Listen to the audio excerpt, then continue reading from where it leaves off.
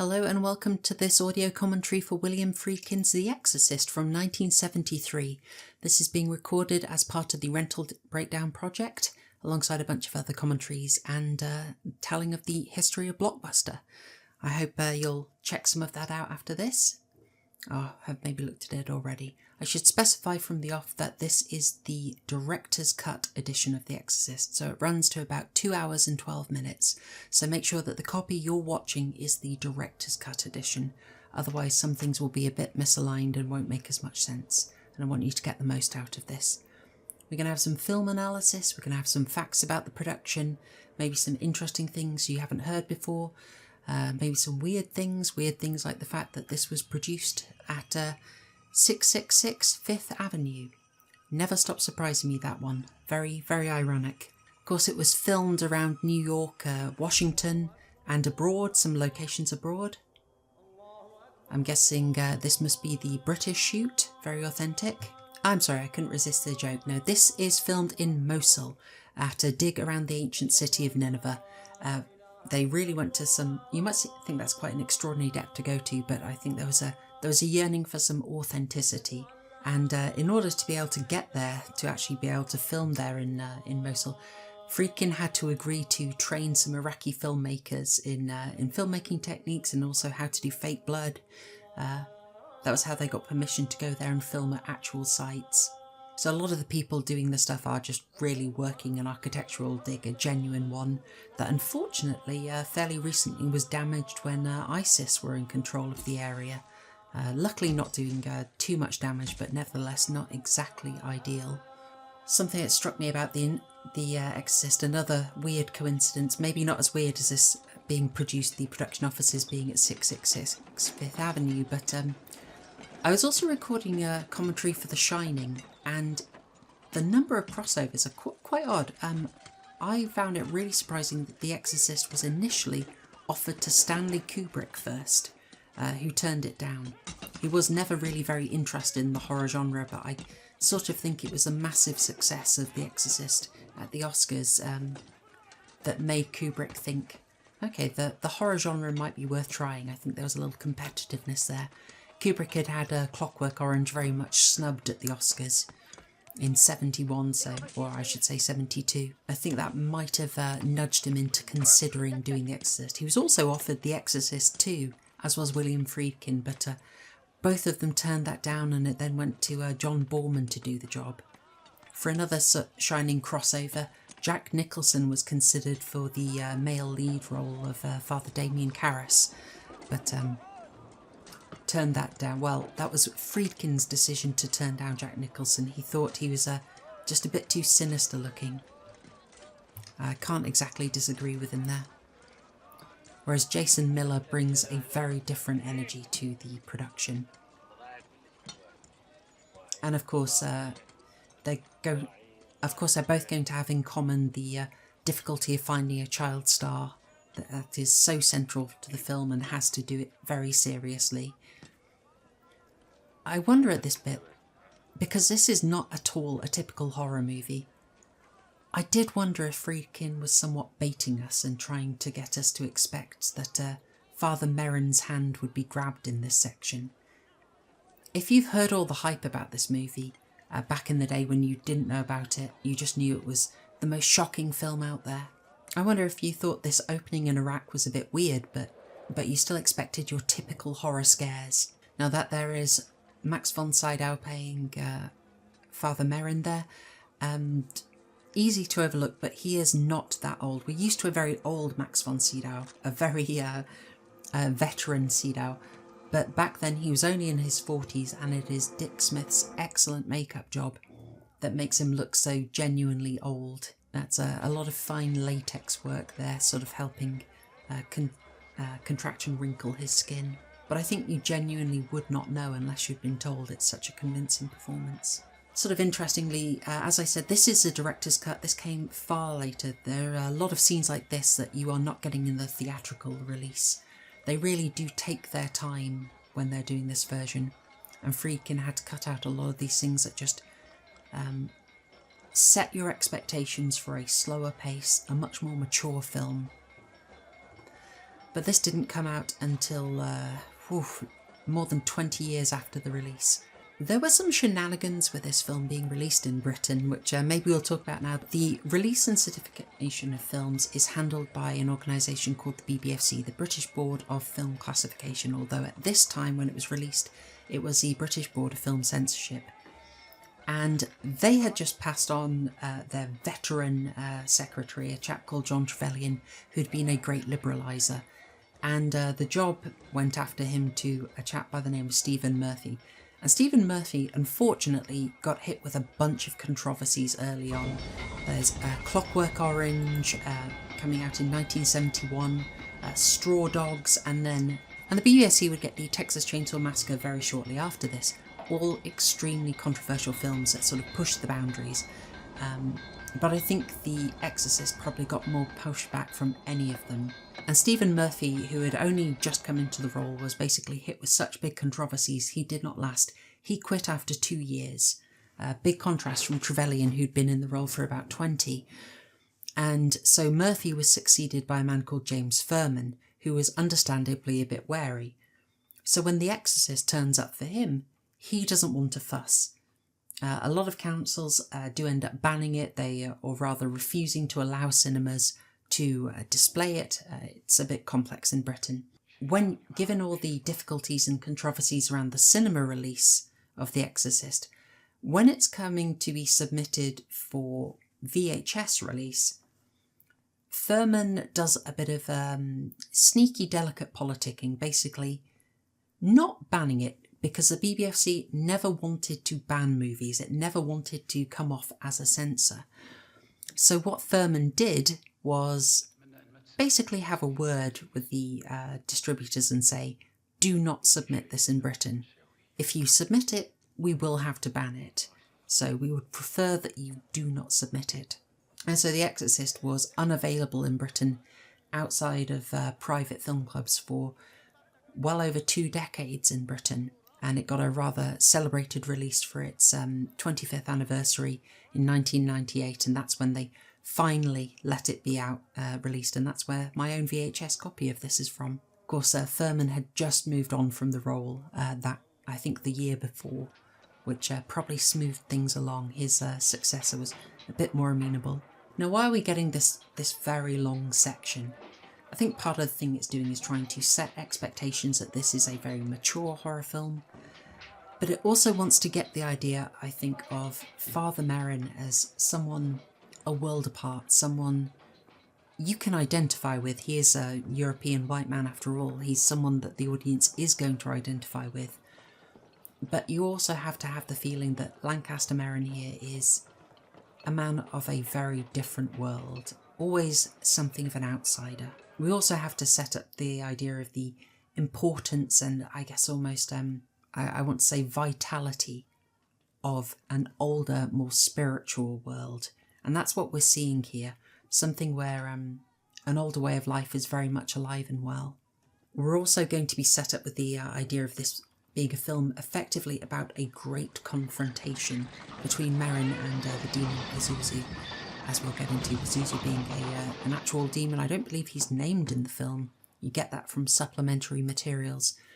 But he's a god associated with the wind, so we'll look at it later, but just keep an eye out for the wind, for dramatic gusts and so on, and that'll be a little bit of key symbolism in the film. And I do always wonder if audiences who come to this afresh today, sort of modern audiences, when they've heard about all the controversy, maybe they've almost certainly heard about some of the big, shocking scenes in this film.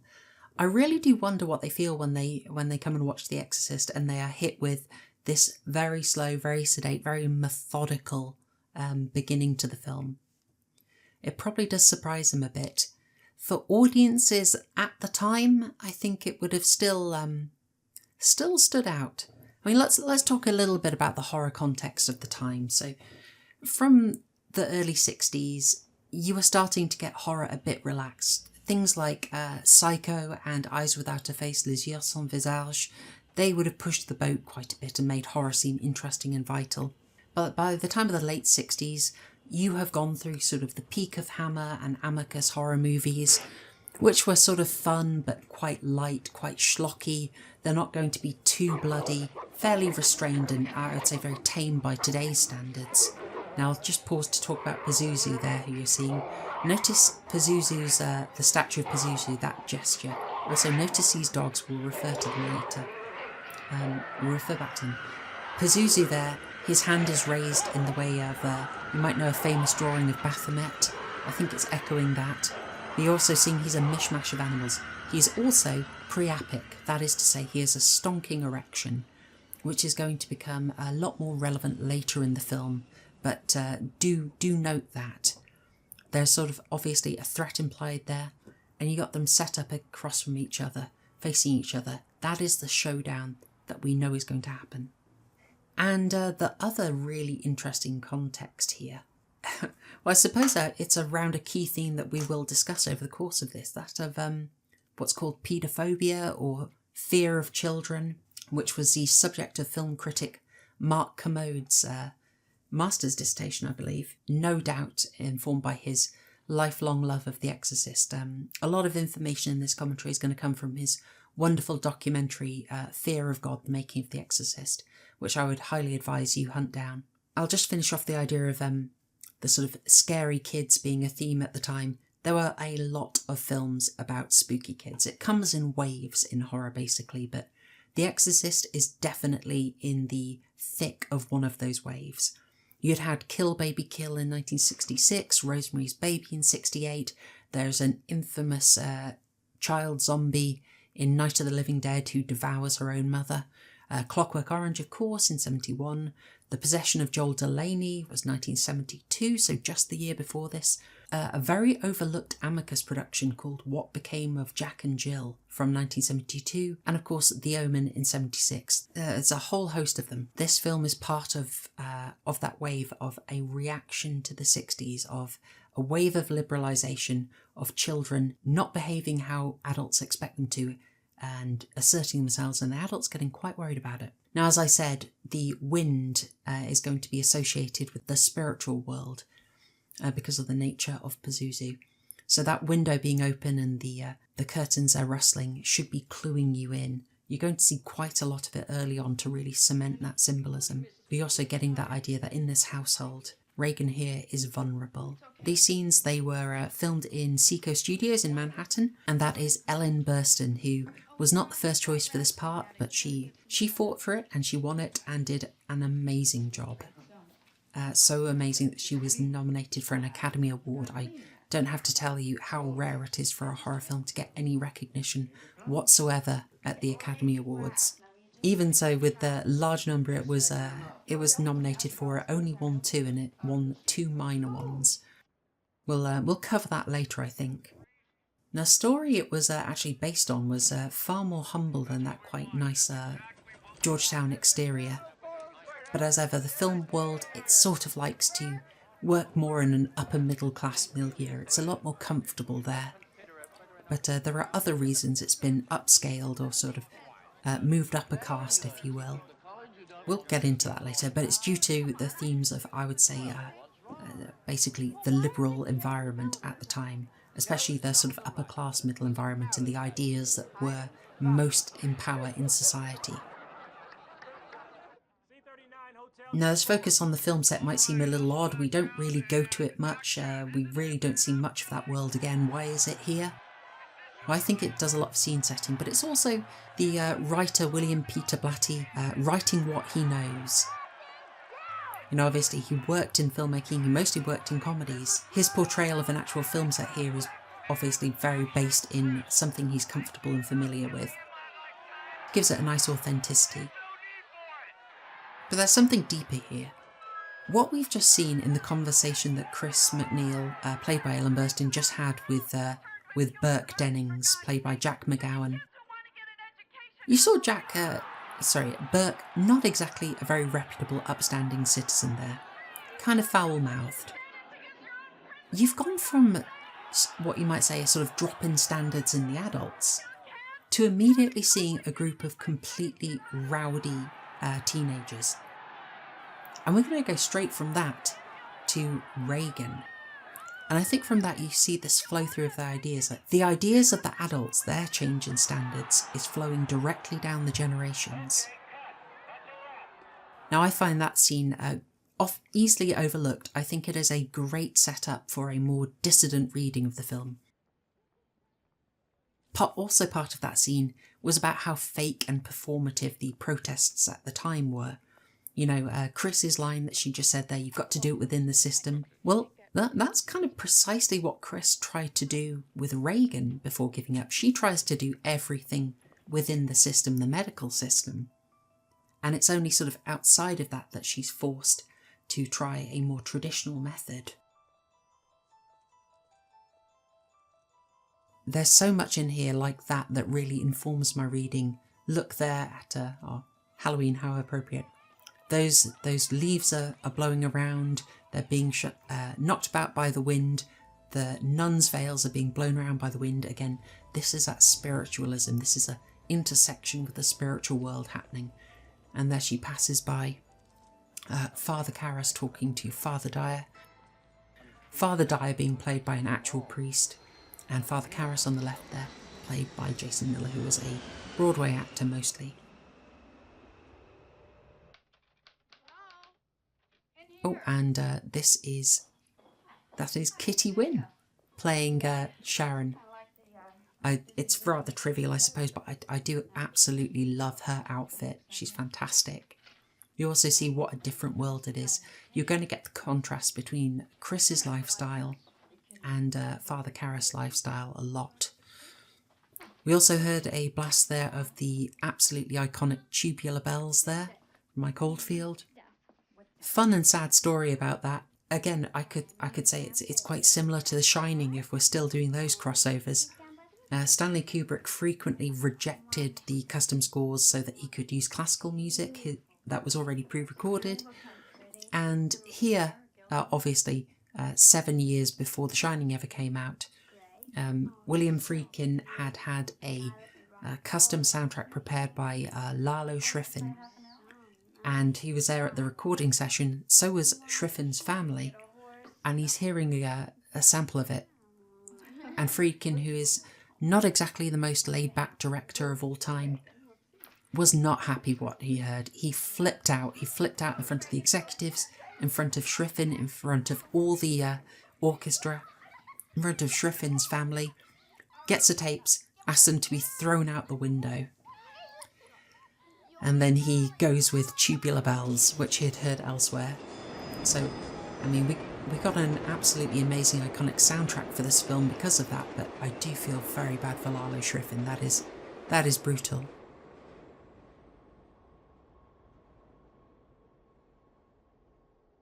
Now here is another sighting of Karras. We had some interesting dialogue in this when we first saw him, where he's expressing that he feels like a fraud. That's going to be doubled down on here. Father, could you help an old altar boy? I'm a Catholic. Now, that is very purposefully chosen. Very purposefully chosen. That chap was an actual drunk, by the way. I'm not saying they picked a random drunk off the street, but he was a chap known to frequent the bars, and when they actually had to track him down to get him to re-record his lines, it was an absolute nightmare, apparently. He was quite off his head and had no idea where he was, and found being in the recording booth with the looping footage of him very surreal. But it's very important that we saw him then, because that's a clear message to Karras. That's really getting to the root of Karras' problem. Karras is having a crisis of faith. He doesn't believe he's doing what he should be doing. He doesn't believe he's worthy. And he's just been confronted with a guy who was an altar boy.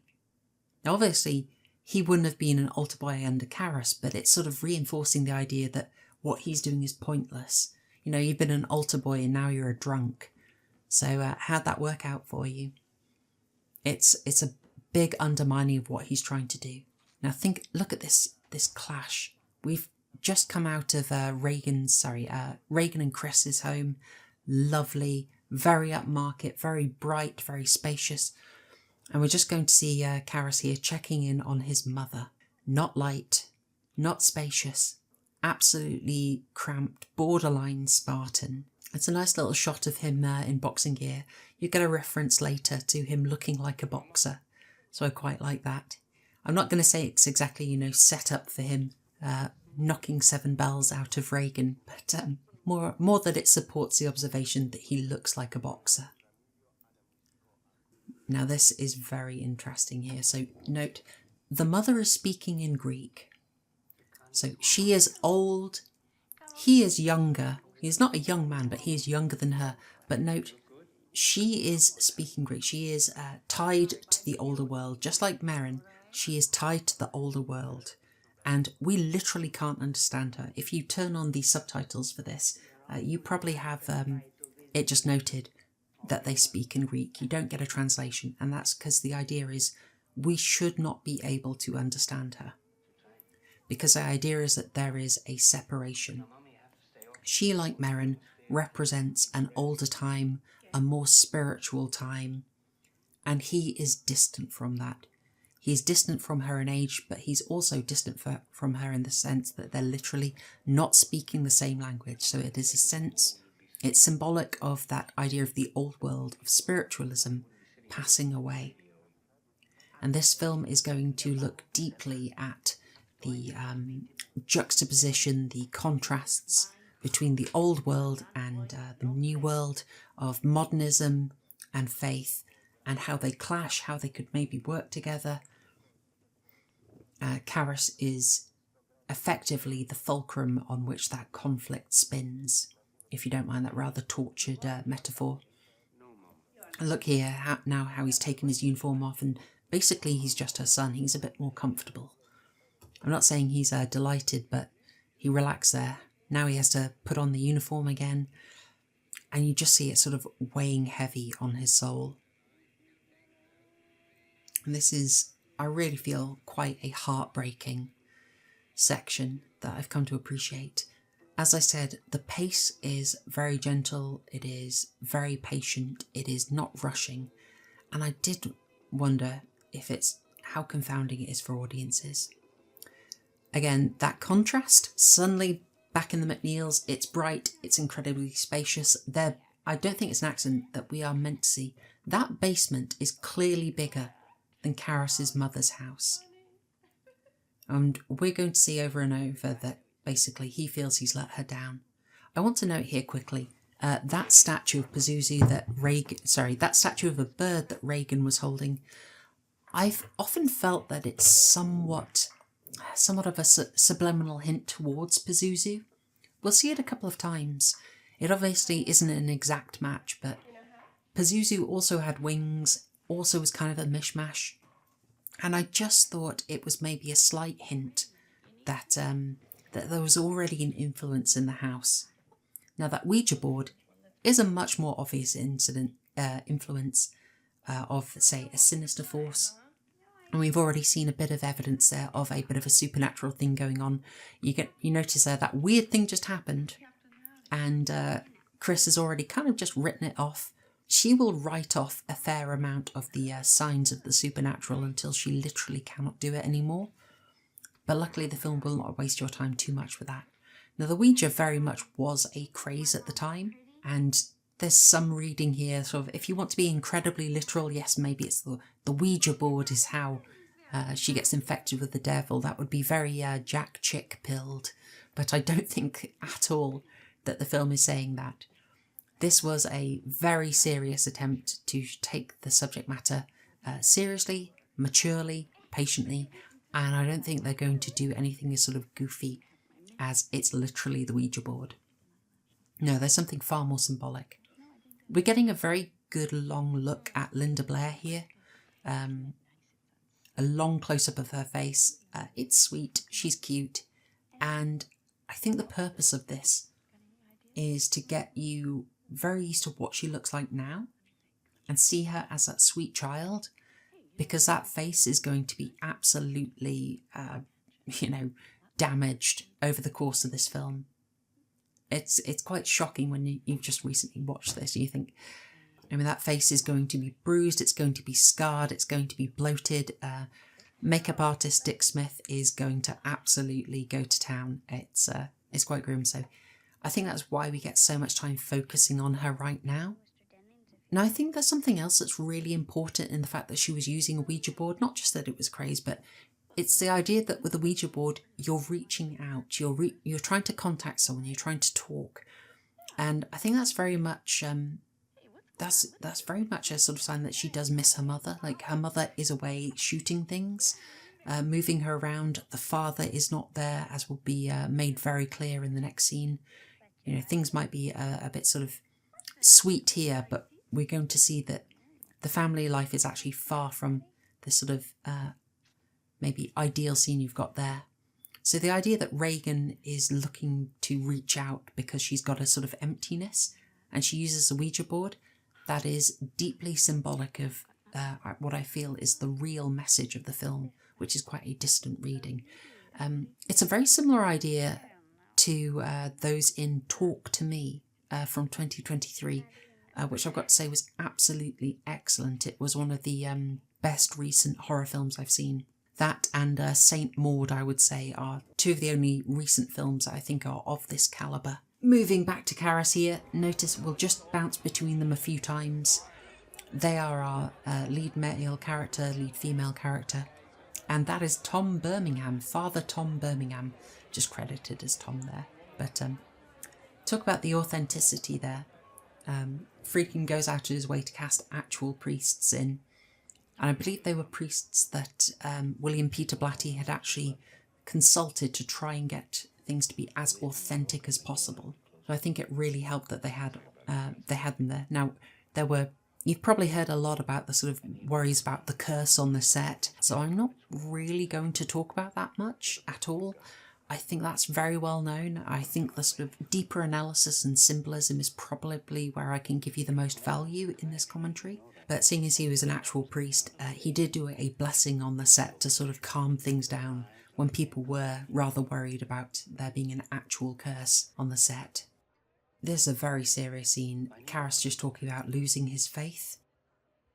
And we're going to cut immediately from that to the wind. And this establishing shot of the McNeil home. We should note that the left side of it that you saw there is fake. That was just built on so that they could achieve what they need for the finale. But also we need to know clearly that that is the McNeil home. We need to be used to seeing it from that angle, from the outside, because that way when Father Merrin arrives, we instantly know he is arriving at the McNeil home. I bet when people saw that start in Iraq, they didn't expect that Merrin wouldn't turn up again until I think it's 1 hour 39 into the movie. But again, this film confounds expectations. Here we're hearing Chris have a very impassioned argument with Regan's dad, who is an absent father. We're seeing basically that idyllic image we had earlier doesn't hold true. The family relationship actually isn't okay. There is a real stress there from the lack of the father. It's not all roses. Just as we saw Father Karis isn't sort of a man spiritually at peace, has things very difficult, we're now seeing that Chris has things very difficult. They're going to be juxtaposed constantly. I found it really interesting that we've got that little snapshot of Regan there posed to be looking perfectly at Chris, looking worried. And in black and white almost to say that is the past. That is a moment frozen in time. But here is the live current Regan, already starting to act a little different, already starting to act in a slightly alarming way. This is going to be escalating rapidly over the film. Now, I've talked about this sort of confounding expectations, but this is what you would expect, I think. This is great stuff for the trailers, and of course it went into the trailers, the sequence of Chris searching around the attic. You know, you've got to throw people a little bit of what they expect. This isn't an anti-horror film. It is a very serious one. It does try and raise the bar considerably, but, you know, we do have to have some traditional elements in here. And I do, looking at this, I really sort of feel the influence of Rosemary's Baby on this scene. That quick shot of Regan there. I wonder if that influenced The Shining, you know? The way you'll just get a sudden flash of Danny. We saw Regan very briefly there, I think, to set us up for the fact that this is going to be some significance to her. this sign of some presence in the house. It's relevant to her, and she's wide awake, I think, because she's already aware of it.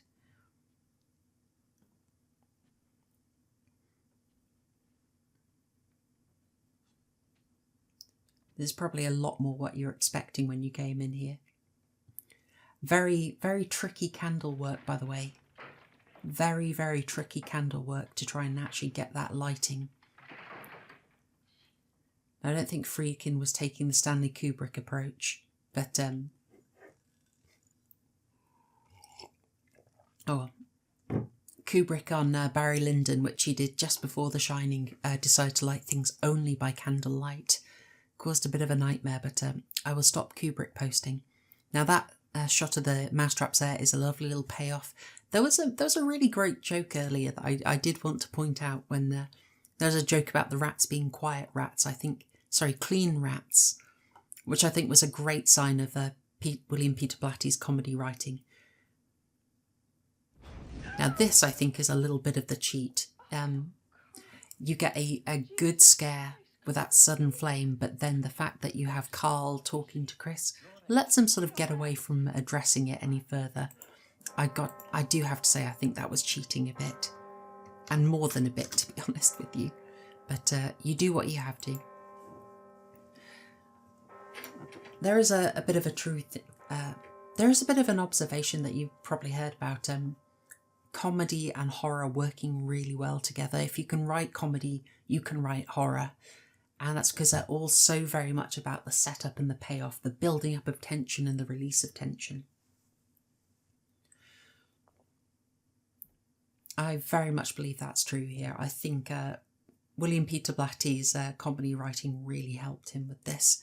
But for a very serious, unfunny film, he let himself get a couple of zingers in. Now this scene is something I do wonder about. I keep coming back to the idea of how does a modern audience receive this film? And I often wonder if this scene would work for them at all. If they would have the familiarity with the church to even begin with, to wonder what the chap's doing, but then to see that kind of, I want to say desecration. Oh, those boys fighting there, by the way, the boys who are fighting, hopefully we'll get to see them again. I did wonder if they were sort of an echo of the dogs fighting in Iraq, you know? You know, at the site of where you're going to start getting a bit of a confrontation where Pazuzu is a bit more apparent. You have the two dogs fighting. I kind of wondered if the two lads sort of scrapping in the room there were an echo of that, but that might be a reach. But as I was getting to say there, I did wonder if the desecration of a statue of the Virgin Mary, if that would really land with audiences as much these days. And I sort of feel that it wouldn't. I think that sense of purity, of sanctity, I don't think sort of...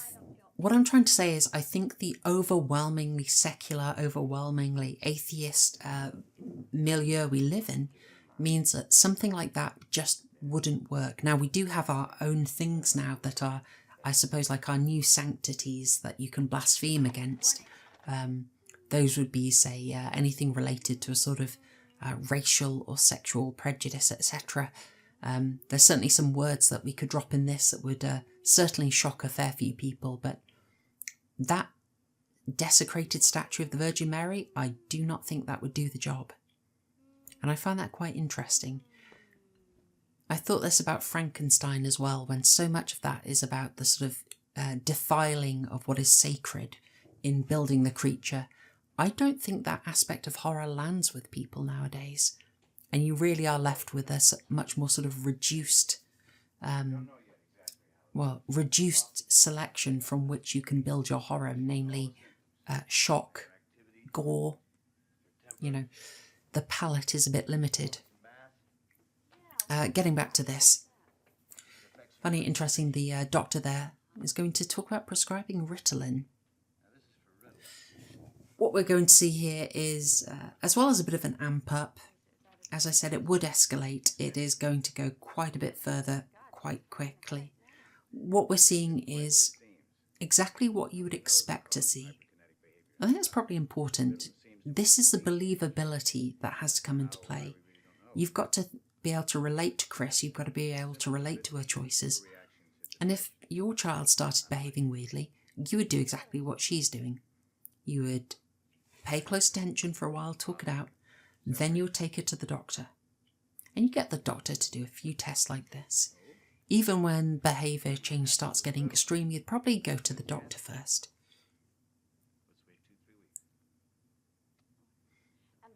Now this scene, as far as I'm aware, is not in the original cut. I think if we have it, we have a much shorter version of this scene. But in this director's cut, I think it really gets room to breathe. And it lets you build up. We're going to get another one of those aspects that I think possibly modernity has dulled in the film a bit, has reduced the ability of the film to shock, and that's in the section where this doctor describes Reagan swearing. Now he's going to quote, and it's going to be a very strong word. I try and avoid swearing here, I might have to. But he describes language coming from Reagan that is rather extreme, rather filthy. And we will see her swear a heck of a lot, but I do have to wonder, nowadays, I don't think it can be as shocking. When you see a film like The Exorcist from 1973, the idea of children swearing is clearly foregrounded as being absolutely shocking. And now, I think we've kind of lost this. I mean, this film is 51 years old as I record this. But I think we have lost it. You know, certainly after something like This Is England and so on. Now at this point I also want to note that the doctor is not very certain. He's very believable, but he's not very certain. And what you're starting to see here in this is a presentation of the psychiatric medicine, almost like a faith. Now that's just a doctor, not a psychiatrist. But it's presenting psychiatric medicine as a faith, kind of shaky, very based on Tom Cruise build there. But we're also going to see it feed into a little bit of another reading of the film. So I'm going to give you quite a distant reading of the film, which I think is actually the intended one. I genuinely do think it is what was intended. But I'll also give you another reading, which is that the film might talk about demonic possession, but that's more of a symbol for another problem. That is a symbol of child abuse, specifically child sexual abuse of Reagan. And I'll try and build that picture for you. We're going to get it a heck of a lot when it comes to the medical scenes. So I'll save it a bit more for then, but I want you to sort of have that in your mind as we go through it. This scene here, dragging us back to the present scene of Karis and his uncle visiting the mother. This will be the last scene that we see her alive in. This is grim. This makes me think of Jacob's Ladder and worse. And as with some of the medical tests, what it's going to be doing is establishing basically real life as horrible enough. We're going to get outlandish horror. You know, we are going to get scenes of demonic possession and the supernatural here, but I think it really helps the film that here we just get a real life horror. This is distressing. This is very difficult to watch. I found it very believable. I think it's very noticeable that part of Karis's uniform got pulled off there. And it's almost like this encounter with people he cannot help, with women like his mother reaching out to him, who he can do nothing for, has helped break away, has damaged his faith and sort of drawn him out of the priesthood. That's why they're literally taking his uniform off him. And his mother is extremely distressed here. That there is nothing supernatural here, but this is genuine horror. This would be an awful situation, and it is so emotive. Jason Miller handles it wonderfully. This line that we got from his uncle there, that really is just a way for his inner demons to be voiced, you know? The comment about, you know, you could have taken another path and had the money to get your mum in a private hospital. That is really just an externalisation of Karis' inner dialogue. It's his worst nightmare. He's needed, but he can't help. He can't help as a son, can't help as a priest.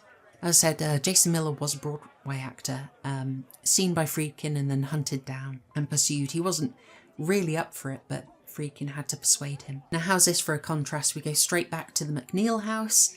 And we've just been seeing how Karras has a lack of money that means he can't care for his mother, can't put her in a private hospital.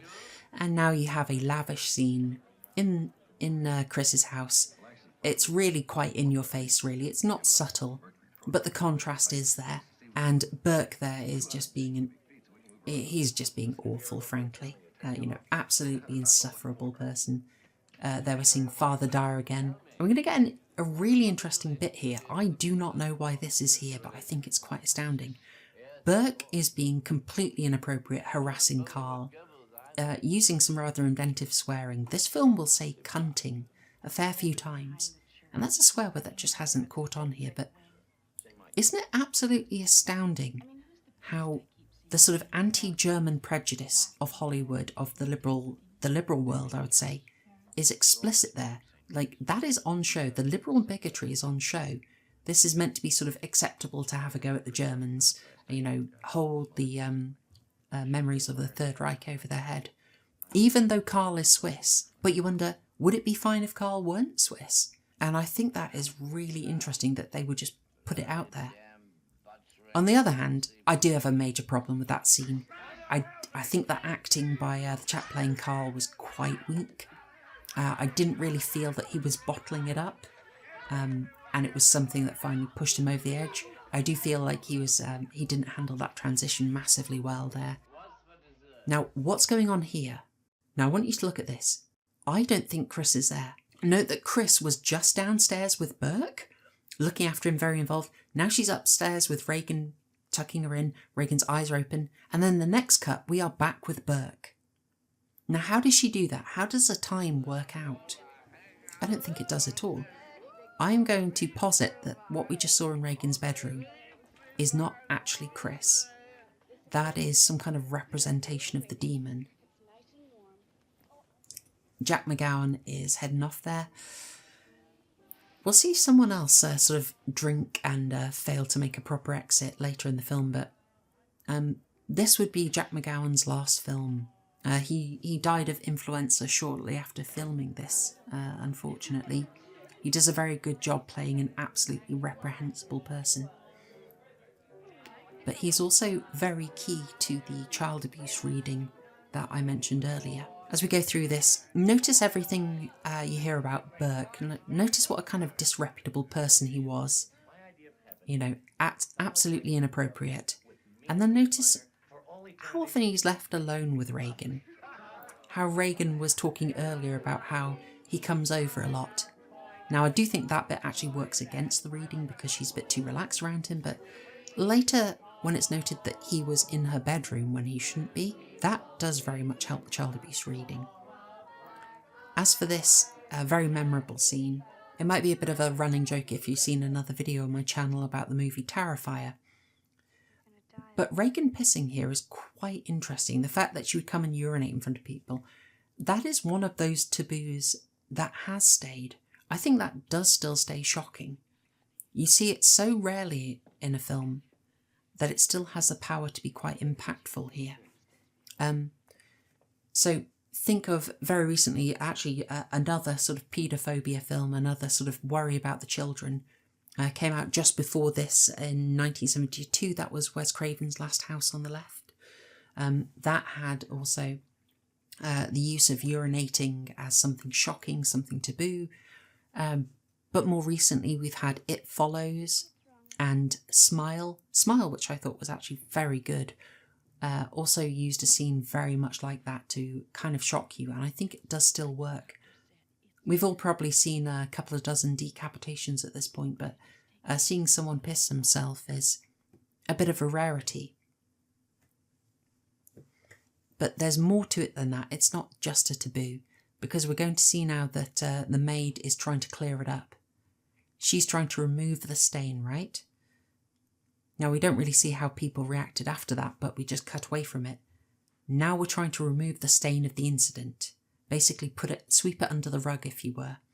And we're not allowed to, because we instantly go to this. That is very good of the film, because it doesn't reset us. It doesn't allow us to ignore it. The film will do this a lot. It'll intensify, and then suddenly jump up another gear. And that is how it keeps you off balance, I would say. Watch out for that.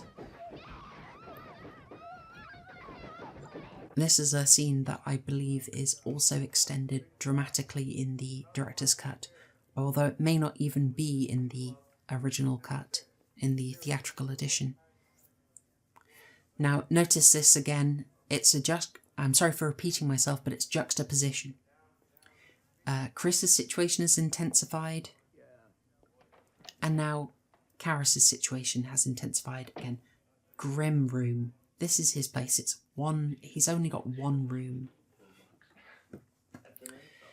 And here he's trying to deal with his thing. He doesn't have a maid to clean up what's traumatizing him. His mother has just passed away.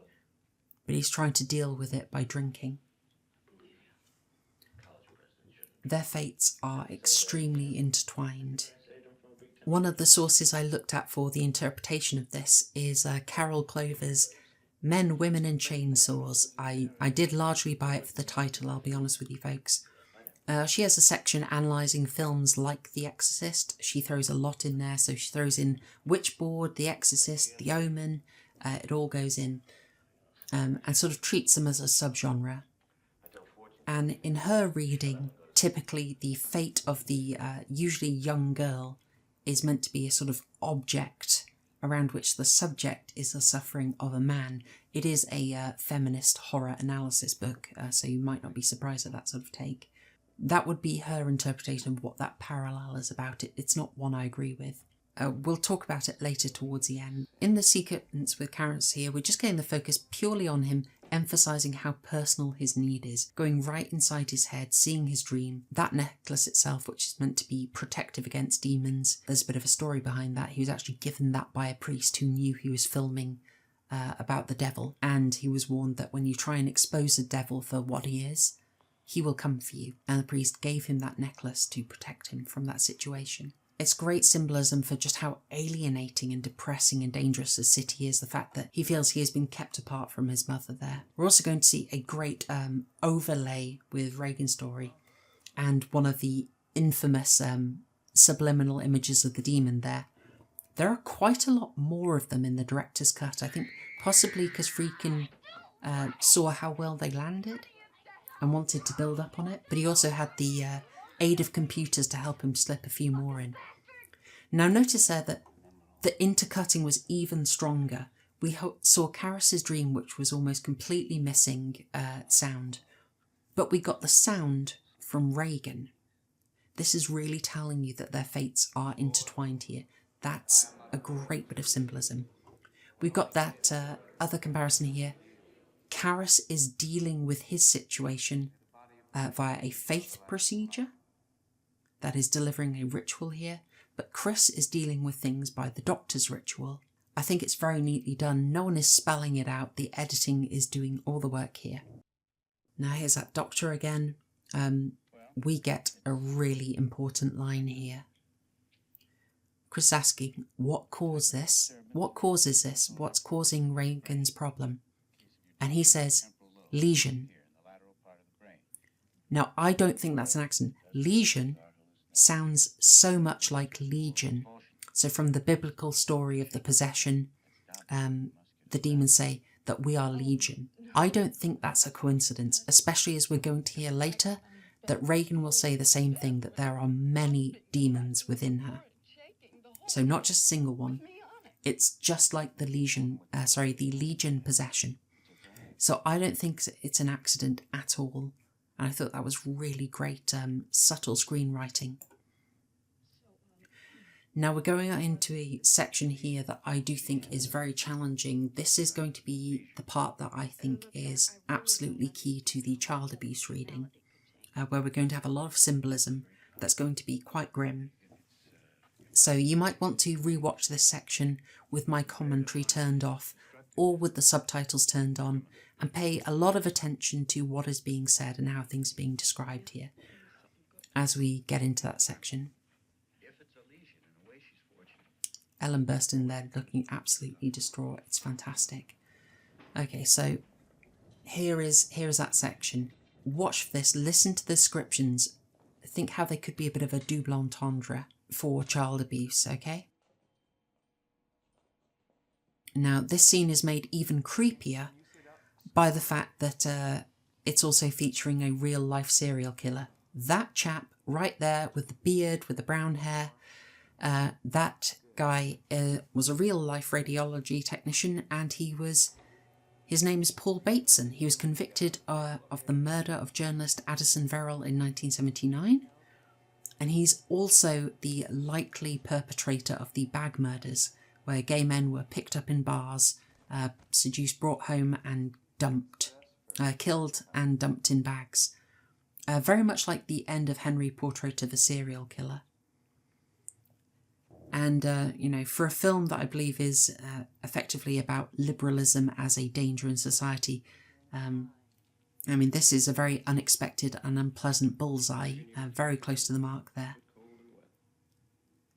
Okay, so here we are. Friedkin actually made his fairly controversial film, Cruising, in 1980, based on Paul Bateson's killings. Very, very grim bit of stuff to turn up in the research. So I said, listening to those descriptions of what's happening here in the medicalisation and see how it sort of stands in for abuse. Okay? That penetration that's going to cause bleeding, the references to stickiness, how vulnerable she is here. It's an unpleasant scene already, but when you add the extra stuff into it, it makes it so much more powerful. As I said, you wouldn't want to see anything like the reality depicted, so you want this sort of symbolic stand-in for it if you're going to do that reading. Now I gather this sort of close-up detail, unpleasant as it is, this actually had people walking out of screenings long before we get any kind of intense demonic activity. This alone did the job. And I do really admire how they shot this. By the way, note that cross on the forehead.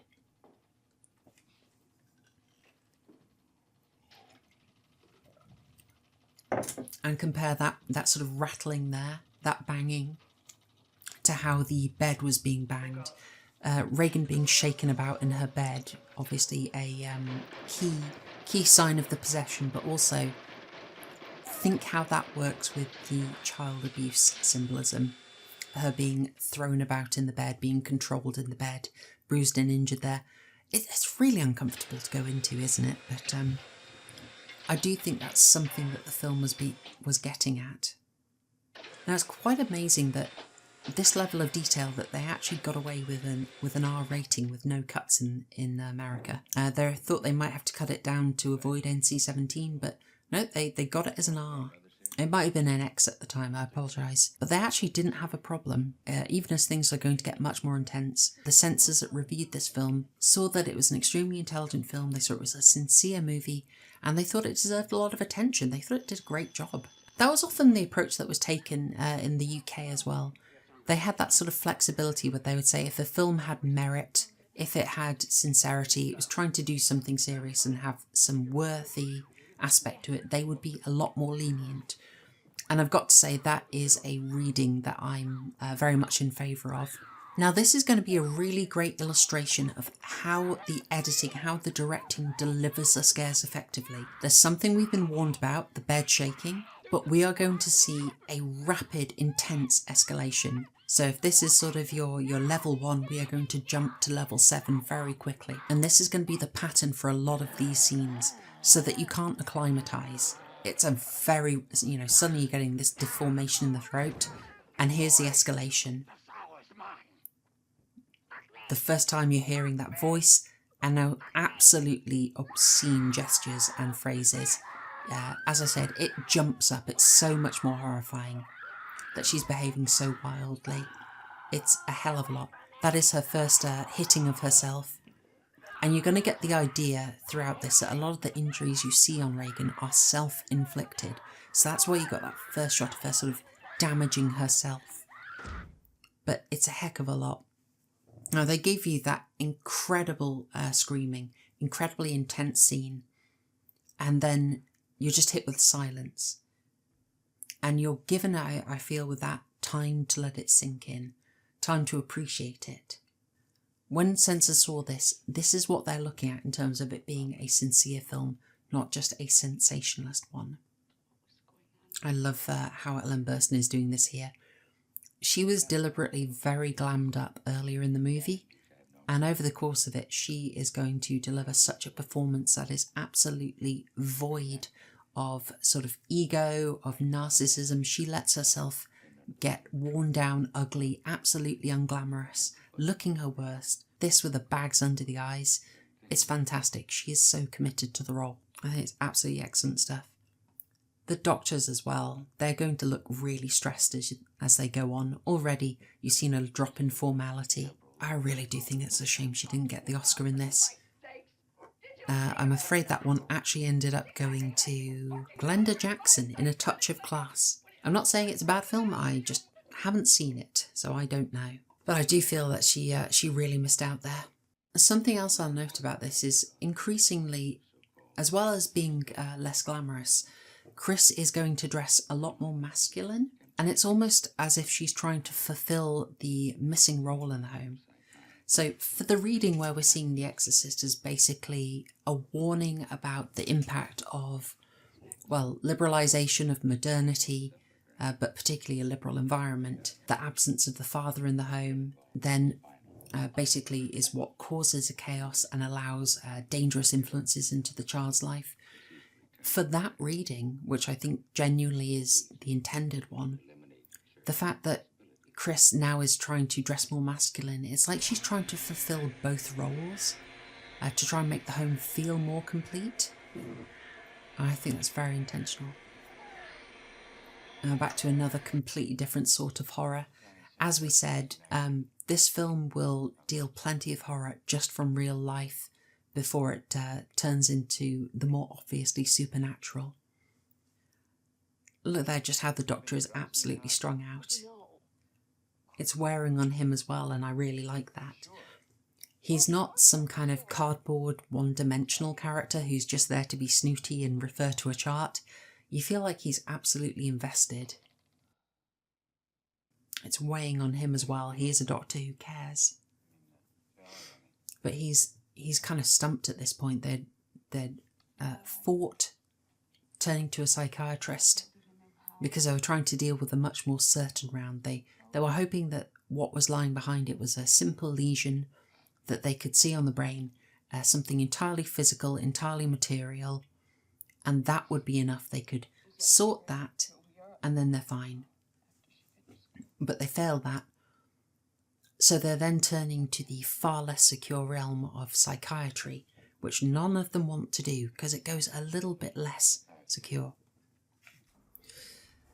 But they're going to have to go for it until eventually they're going to leave that as well. Now this is this scene, that crowd shot around the steps, great foreshadowing both of Burke's death, but also the ending of the film. They're setting that up for you. We're going to get a few shots of the window as well, because the film needs to foreground it for us and make sure we know the relationship of where things are. Given the ending of the film, you know, that's why they had to build that entire facade of the extra wing of the house, because otherwise the building terminates, I think, about 40 yards away from the stairs. Otherwise, it's just a sort of an open yard. But they needed to have the window right next to those stairs to deliver the ending. Now, you also saw another sneaky subliminal demon face there, didn't you? I think Blatty maybe got a tiny bit carried away. There's a lot of them in this, a lot more. And there is that wind symbolism again that we told you about, but now you're seeing the breath as well. So that increase in the spiritual leading to an increased presence of the wind and focus on the air because of the nature of Pazuzu as a sort of demon of the winds. Also, when Chris left the kitchen there, do you notice you just got a sudden noise to jolt the audience? I thought that was a nice touch, maybe a tad cheap. It might have been diegetic, that could be something moving rather than just a sound effect, but I'll forgive Blatty a little cheat. Because he does something like this. Chris leaves, but we stay in the room. We stay in the dark room. We don't get to relax for a while. So we're left wondering, what's going on there? And Chris carries on with the tension, so we still don't get to relax. This is excellently sort of shepherding the mood of the audience. But you have to ask yourself there, what we just had, an interesting tidbit. Why was Burke staying in her room? Sharon had to go out and get medication there, but why was Burke in her room? Did he need to be there watching her? The reading there very much is pretty obvious that with the father out of the house, she's more vulnerable. Chris is relaxed and sort of has her sort of liberal society friends around. And Burke, a very inappropriate sort of uncontrollable alcoholic, not a great guy, already shows he doesn't know how to behave in public. When he's in private, is going up to Reagan's room and abusing her, and that is the root of the damage. And now we just had the news of his death. I mean, it can be shocking, but you very much have to ask yourself, don't lose the detail, why was Burke in her room? Was that essential? Now, here we get a real treat. You are going to get a bit of what I think is fan service. You are going to get the spider walk, just for the director's edition, left out of the theatrical cut, but kind of infamous. People knew this existed. One of those sort of big moments. But, all right, let's talk about this. It was left out, and it was left out because it was a double climax, as they say. You're meant to have that release of tension, the payoff with Burke's death, but then you also get the spider walk. It doesn't really work, and I think they struggle to fit it together. In Mark Kermode's documentary, The Fear of God, you actually see Friedkin and Blatty talk it out and then come up with that scenario that we just saw for how they could make it work. By the way, just note here that Reagan is now seeing a psychiatrist, and that science approach, it's looking a whole lot less sciencey, isn't it? Looking a heck of a lot more mystical, you might say. Anyway, back to the spider walk. So they figured out that they could just do it like we just saw, where you don't really give Chris time to react to Burke's death fully, and then you just hit her with a spider walk. But then they actually cut it very short. Because there was originally a lot more in that sequence. Originally, Reagan comes down, she chases Sharon around, she flips over, she has a enlarged tongue prosthetic, and she's going around with the tongue sticking out, flicking it out at people like a snake. It's a fair bit more extended, but it just cut off there. And I think that is because after that delivery of the scare, they don't really know where to take it. It is a problem. As cool an idea as it is, I think the idea of the scene isn't fully fleshed out, and the effect itself, try as they might, didn't really land. I mean, I think you can tell from the start, from the saying, that is not Linda Blair doing the spider walk. It was a contortionist. Oh, here's a bit of CGI. That worked a fair bit better. So personally, I might sound like a bit of a killjoy for that wonderful bit of fan service in including it, but I think it probably should have been left out. Now, as for that little CGI superimposition on Reagan there, I thought that was great. That's got to be just with the director's cut. And, you know, given that this came out sort of late 90s, about 3 years before Lord of the Rings, Fellowship of the Ring, do you think Peter Jackson saw that and bore that in mind for the Bilbo jump scare in Fellowship of the Ring? Because I think he very much did. Anyway, we are now with Father Karras again. I mean, that hypnotism scene kind of moved us back into his territory, didn't it? And we are now seeing a new character, Lieutenant Kinderman, played by Lee J. Cobb, probably known best to you all as Jorah 3 in 12 Angry Men, another film that I have a fairly controversial take on. Now, he does look quite a lot older than this. I think he is 63 at this point, but I would say barely recognisable. And he's playing an extremely different character, which really does speak to his favour. I honestly didn't connect them for absolutely years just because of how different the performance is. Now, I do have to say, I've never really found Kinderman to be a particularly essential character. He's a much bigger role in the novel. Here, he just sort of pops in. I'm glad they got a very good actor, probably a fair bit better known at the time. Yeah, I'm glad they went for a bigger status actor to play him. Otherwise, he would be very forgettable. What they're sort of doing here is setting up a bit of a Casablanca dynamic. I think that's very, very conscious. But the justification for Kinderman looking up Father Karras, it seems weak to me, if I'm honest. Now, the police are going to have to be involved at some point, and as I've said, The Exorcist is going out of its way to lean on realism. But the fact that he ends up coming to find Father Karras because he is the psychiatrist for the priests at the university, and he thinks maybe it is a priest who killed Burke, because of the rather extreme borderline supernatural, borderline occult nature of the death, I've got to say it's very weak. It's very weak. You really don't have enough occult evidence there. So it's never struck me as very convincing. Obviously they need to introduce them, but it's never particularly worked well for me. They also build in the idea of them sort of bonding over movies, which is kind of cute and will pay off later with Father Dyer. But the main thing I'd probably take from this is that it has very interesting implications for the distant reading of the film at the end when we get there. Although it won't be with Karras, as I said, it will be with Father Dyer. I mean, possibly I'm overcritical, but it's a long film, and I've never found Kinderman stuff all that essential. Really only useful when it comes into the symbolic reading. However, the line that he drops about the murderer possibly doing it as an unconscious form of rebellion, that I very much did like. That really worked for me. And I like that unconscious rebellion line because it really seems relevant to the reading of the film as talking about the unintended consequences of the liberal environment. You know, something that was sort of seeded in the film right from the start with that scene on the set. With the idea that you haven't intended it, but Reagan is basically in a kind of unconscious rebellion against what's happening, what she's been shown. Everything's been so free and easy, and now she's just absolutely acting out and rebelling to it. So I really like that. People aren't intending to. I mean, maybe it's beyond Reagan as well. Maybe it's everyone is kind of unconsciously rebelling. And by the end of the film, you're going to have that sort of traditional Western foundation, I guess, revitalised, re-sanctified, and bolstered at the end to safeguard everything.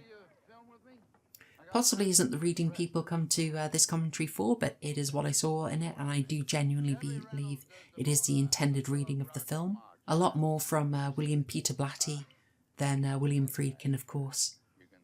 Friedkin was sought out because, you know, he was meant to be an agnostic guy. From his Jewish background, he's meant to be able to think quite flexibly, to be considerate of the religious world, but not a committed Catholic, so that you would have that element of doubt. It wouldn't work if it was someone who couldn't take demonic possession seriously whatsoever. But I think they also didn't want someone who would treat it with no scepticism whatsoever. It had to be someone who could do something kind of in the middle. Anyway, that was some of my reading of why they went for Friedkin. He didn't make it his only horror film. He did return and do others. So the phenomenon that is quite well known, where someone will come in never having done a horror film before, usually being experienced elsewhere, and then deliver an absolutely amazing standout horror, and then never touch the genre again. We don't quite get that with Friedkin. He does go back and try it again, but I wouldn't say that he ever got anywhere near the results he achieved here. That's a very interesting comment that we're getting there about primitive cultures, looking down on primitive cultures. You see, it's sort of that sense of superiority that's getting really wound down over this, really questioned. They are running out, but they've looked down on primitive cultures, but as we're seeing in this film, the enlightened culture, the scientific, rational culture that is over all the superstitions, it is delivering the horrors that are the centrepiece of this film. It's delivering the horrors that have sparked this absolute wave of horror films focused on children. Going back to Carol Glover's feminist analysis of this film, it's not one I massively hold to, and we'll talk about that more later, but she centres this aspect of the film that The Exorcist, Witchboard and so on, they're all about a conflict between what she calls white science and black magic. So she's very explicit. It's the white, Western, masculine, rational mind versus the primitive cultures and their magic and superstition. And it might not go where you expect, because in her reading, it is the white science that has to be defeated in these films, because the idea is that the superstition needs to win out. And effectively, the chaps need to be back in control. Obviously, she sees chaps in control of everything. I mean, you can't exactly deny that the framework is there. It's just, I suppose, we have a sort of celebration parallax where it's, is it a good thing or not? Are you condemning it or not? Okay, now returning. Reagan is so vulnerable there. So absolutely vulnerable. Now, crucially in that, we just had the exorcism suggested by a doctor who was just out of ideas. Science had run out of suggestions. So now he's gone for exorcism as a way of solving it, but purely as shock therapy. But you note there that there's kind of a problem in that writing, because as Chris establishes and confirms for Reagan, neither of them are believers. In fact, she's going to get this crucifix now, and she's going to be absolutely outraged about it. You'd wonder sort of, I mean, does it do any harm? But she is going to be outraged about it. Now, given that neither of them are believers, surely that is going to massively hinder the effectiveness of an exorcism, because it can't work with any pre-held beliefs. Kinderman finding a little bit of a clue there originally from some of Reagan's sculptures that will start to feature into a later scene. Now look at this, some good framing. Chris here is going to be angry about the crucifix. The framing here is going to be quite harsh. As I said, she's being more masculine.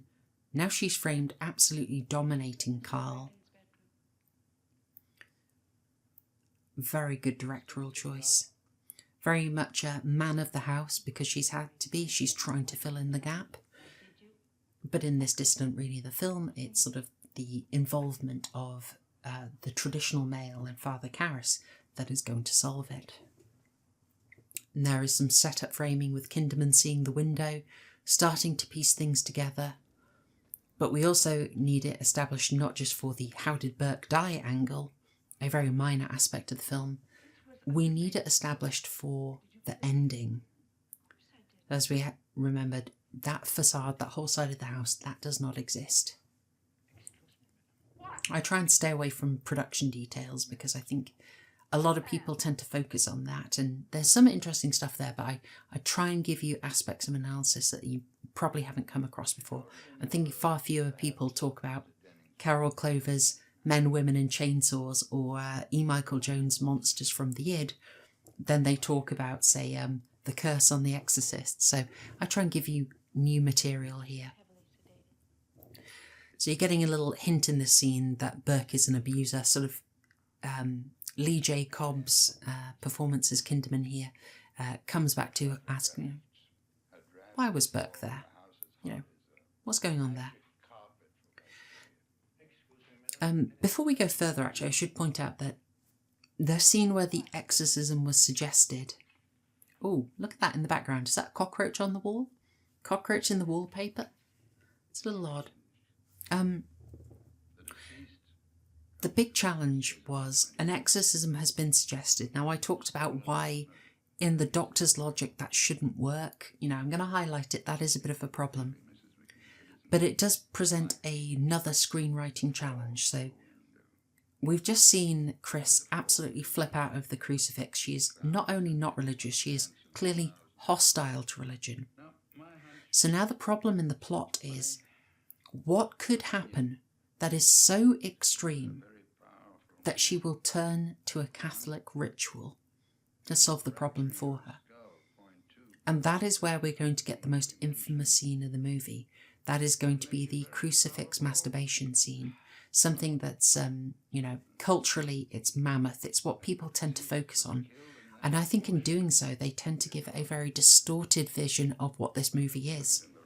Like it's some kind of schlock fest that you saw from, well, basically every weaker imitation of this movie that tried to follow its blueprint, but didn't really have the patience to keep you waiting until, I believe it's 1 hour 43 minutes until there's an actual exorcism. A lot of them just followed the pattern of escalating gross out scares until finally there's the big showdown at the end. And certainly that film was notorious. It was one of the things that people focused on in saying this film is filthy, this film is demonic, this film is subversive, even though Friedkin very much intended it very sincerely, and it's been called by a fair few Catholics that this is the greatest recruiting tool for Catholicism that's ever been made. But yeah, the protests went on the basic blasphemy of the crucifix masturbation scene. But this film is going out of its way to earn it. It's in there because the challenge is, what is so extreme that Chris, an avowed, I guess almost anti-theist, would turn to the church? What could make her so desperate that she will try it? And that is what that scene is for. Now that, I think, is often overlooked. And so if people come to The Exorcist expecting something like The Taking of Deborah Logan or The Last Exorcist or The Exorcism of Emily Rose, they're going to be possibly bored, frankly. Hopefully not. Hopefully they're surprised. By the way, I don't mean to intend that those movies are bad. I actually really like The Taking of Deborah Logan. I thought that was very good. The Exorcism of Emily Rose, less so, to be honest, but they do become very formulaic. And maybe something like the Pope's Exorcist, I'll simply withhold comment on. And when I say this film got in trouble in the UK, I mean, crikey, the campaign was very successful at getting it banned in many regions. One of the peculiarities of the UK is we do not have a central censor officially, so it ultimately comes down to local authorities having to decide whether a film can be displayed in any buildings that they license in an area. It's extremely convoluted. Frankly, you yearn for a central censorship bureau. It would be so much more authoritative. I believe it was literally a couple of years before The Exorcist that there were court battles being held over who would have to do the unpleasant task of censoring. They were that sort of reluctant to do it. And so because a bunch of councils had banned it, as it were, then you'd actually have coach parties to go to a town where The Exorcist was not banned. Of course, the film was Angel. Very nice touch there, very nice touch. Right. You can tell in the scene, it's kind of a breather, but before we get the real horror next, but Ellen Burstyn shows you Chris is barely holding it together there. It is such a good performance, and I'm sure Glenda Jackson was wonderful in A Touch of Class, but I think there's no way that Burstyn didn't deserve it. Look how she just gets the door closed and then she starts to tremble. Wonderful. The Exorcist was also up for Best Picture, Best Director. Both lost out to a movie called The Sting. Best Supporting Actor for Jason Miller. Best Supporting Actress for Linda Blair. But there was kind of a problem because another actor had provided voice work. That's Mercedes McCambridge. Art Direction, Cinematography, Film Editing. But The Exorcist only won for Best Sound and Best Screenplay. I mean, screenplay is a very good one to have, but I think it was still robbed. Okay, so here is that extreme scene, and it's going to follow the same pattern I highlighted. Light scare, that is the things being thrown about, and then massive escalation. Massive. Okay. We only see the crucifix going in once. It establishes what it needs to and then doesn't go further. I think that sort of decision is why it didn't get the NC-17. It's doing everything it can to sort of let you know exactly what's going on but not be excessive. I want to talk about that shot there. I was going to have to talk about it eventually. This is extreme stuff, and that hit landed really well. But part of the reason it's landing so well as the extremity is the real practical effects are selling it. And this isn't a thing I wanted to talk about a lot, but we do. William Friedkin really wanted to get the results. He was desperate to get those results, and he actually injured his actors quite a bit. Now, you probably know about this. Let's just note there that after the end of that scene, the scream from Chris carries on over. It's extreme stuff. We don't leave it. It just sort of echoes. So back to the directing. Friedkin was doing what I want to call method directing. I sort of applied this to Stanley Kubrick in The Shining already. We'll do it here. To get the scared reactions out of actors, Friedkin was very happy to actually scare them, to actually terrify them. He would have guns around the set and he would shoot them when actors weren't expecting it. He would play disturbing noises to unsettle them. And that's maybe fair enough, maybe that worked. The actors sort of maybe got used to it a bit. There was an anecdote about Max von Sydow just coming in and asking the set designer, "Hello, Michael, and where are the guns today?" But the actors also would, it's a risk to the hearing, having the guns go off suddenly. But it goes beyond that. As with Linda Blair being thrown about on the bed with the use of a mechanical brace, Chris getting pulled back there, getting smacked and thrown back, that was achieved with a brace, and that was done seriously. That was really yanked back, and she really hurt herself. She had a couple of goes on it, but the last one, after she had warned William Friedkin that she was worried about getting injured, he did an even harder take, and she shattered her coccyx. Not great. It's played up kind of for laughs in the Mark Kermode documentary. I think it would be received very differently today, and I don't think it actually reflects well on Friedkin, to be honest with you. We got some absolutely incredible shots from it, but I don't think we would be praising it if it had gone worse and Ellen Burstyn had actually sort of been much more seriously injured. It's the way they discuss it in the documentary. I think they are very cautious about what they say. I think they are careful about criticising too much. It's not something I want to focus on here, but that sort of method directing, I do feel like I had to bring it up. Now, in this conversation, you'll notice, in a big contrast to the last scene, we have no background music. It's just playing very seriously, very close focus, almost under-dramatic. This is asking about something really outlandish, an exorcism, a supernatural procedure. And so I think the right response here is to underplay it. Do it absolutely bone-dry serious, so no background music. And you're also kind of thrown off by the fact that Karras doesn't take it seriously. When you're trying to bring the audience along with you on this journey of how on earth would you get an actual exorcism in a serious, non-hokey way? This is not The Devil Rides Out. This is meant to be extremely realistic. And I think sort of subverting audience expectations, as happens here, really sells you on it, because then you're on Chris's side. If you weren't already, she's finally gotten to the point of talking to Karras, and he's treated it as a joke and laughed it off. And then you're on her side because you really want him to take it seriously now. You're with her trying to persuade him, not the other way round. It's the inversion. The typical thing would be that you expect the priest to have to convince the family, the secular family, of what's going on. But they've totally switched positions. It's fantastic. I mean, if it was only going to get one Oscar, I'm glad one of them was best screenplay. I mean, I suppose I want to ask at this point, what were your expectations here? How do you think the priest would respond to that? I'm going to say that going for believability with a, sold by a very believable injury there, desensationalizing, very smart decision.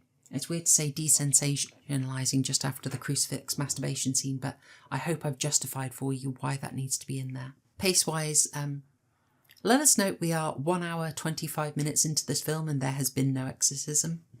We've only really just had the topic raised with a priest.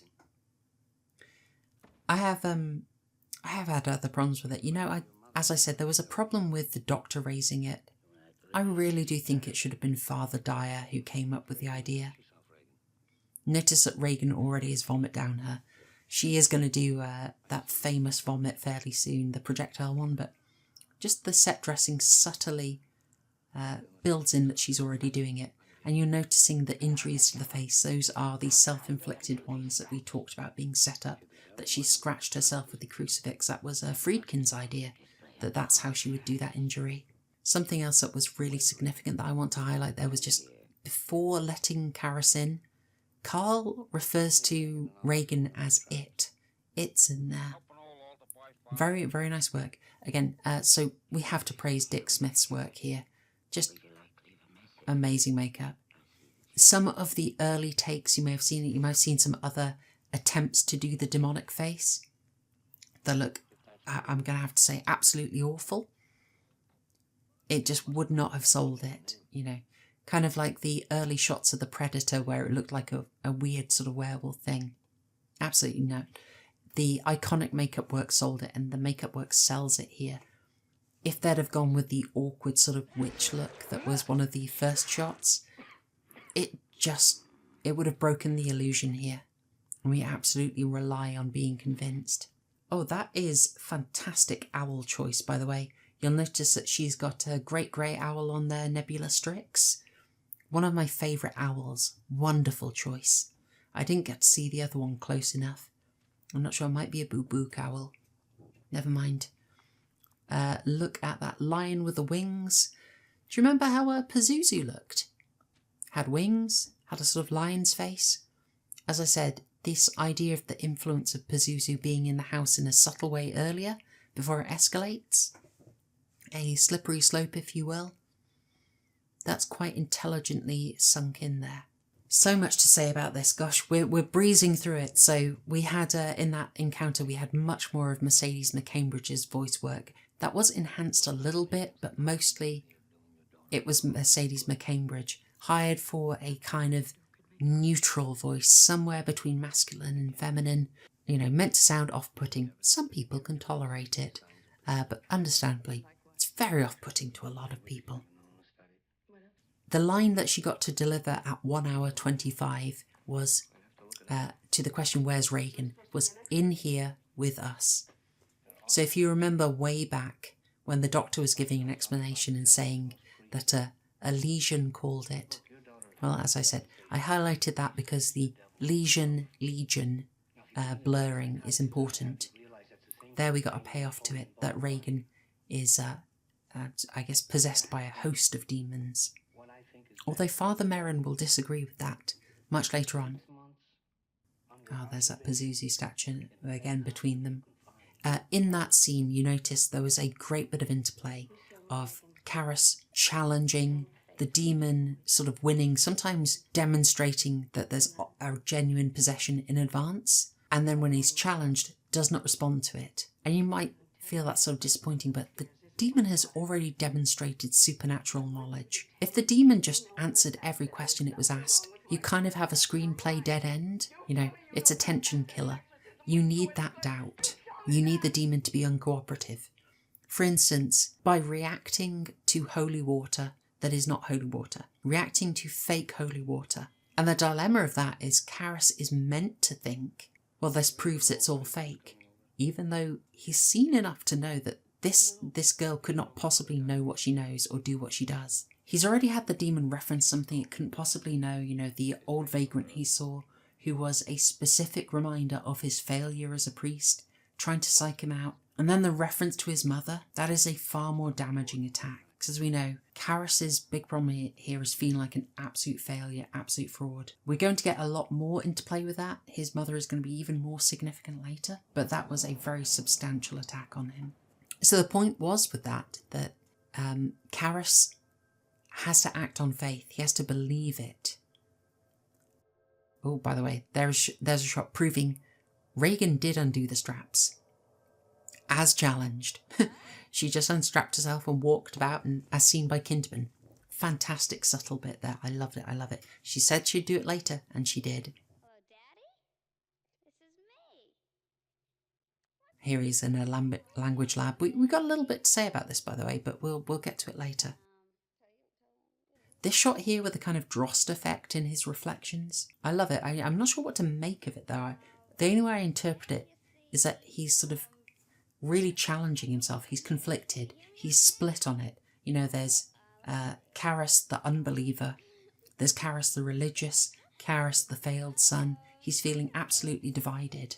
The dialogue's really interesting in as well because it's Reagan reaching out. You know, this is trying to get her to talk to her dad. You know, so all the stuff about talk to daddy.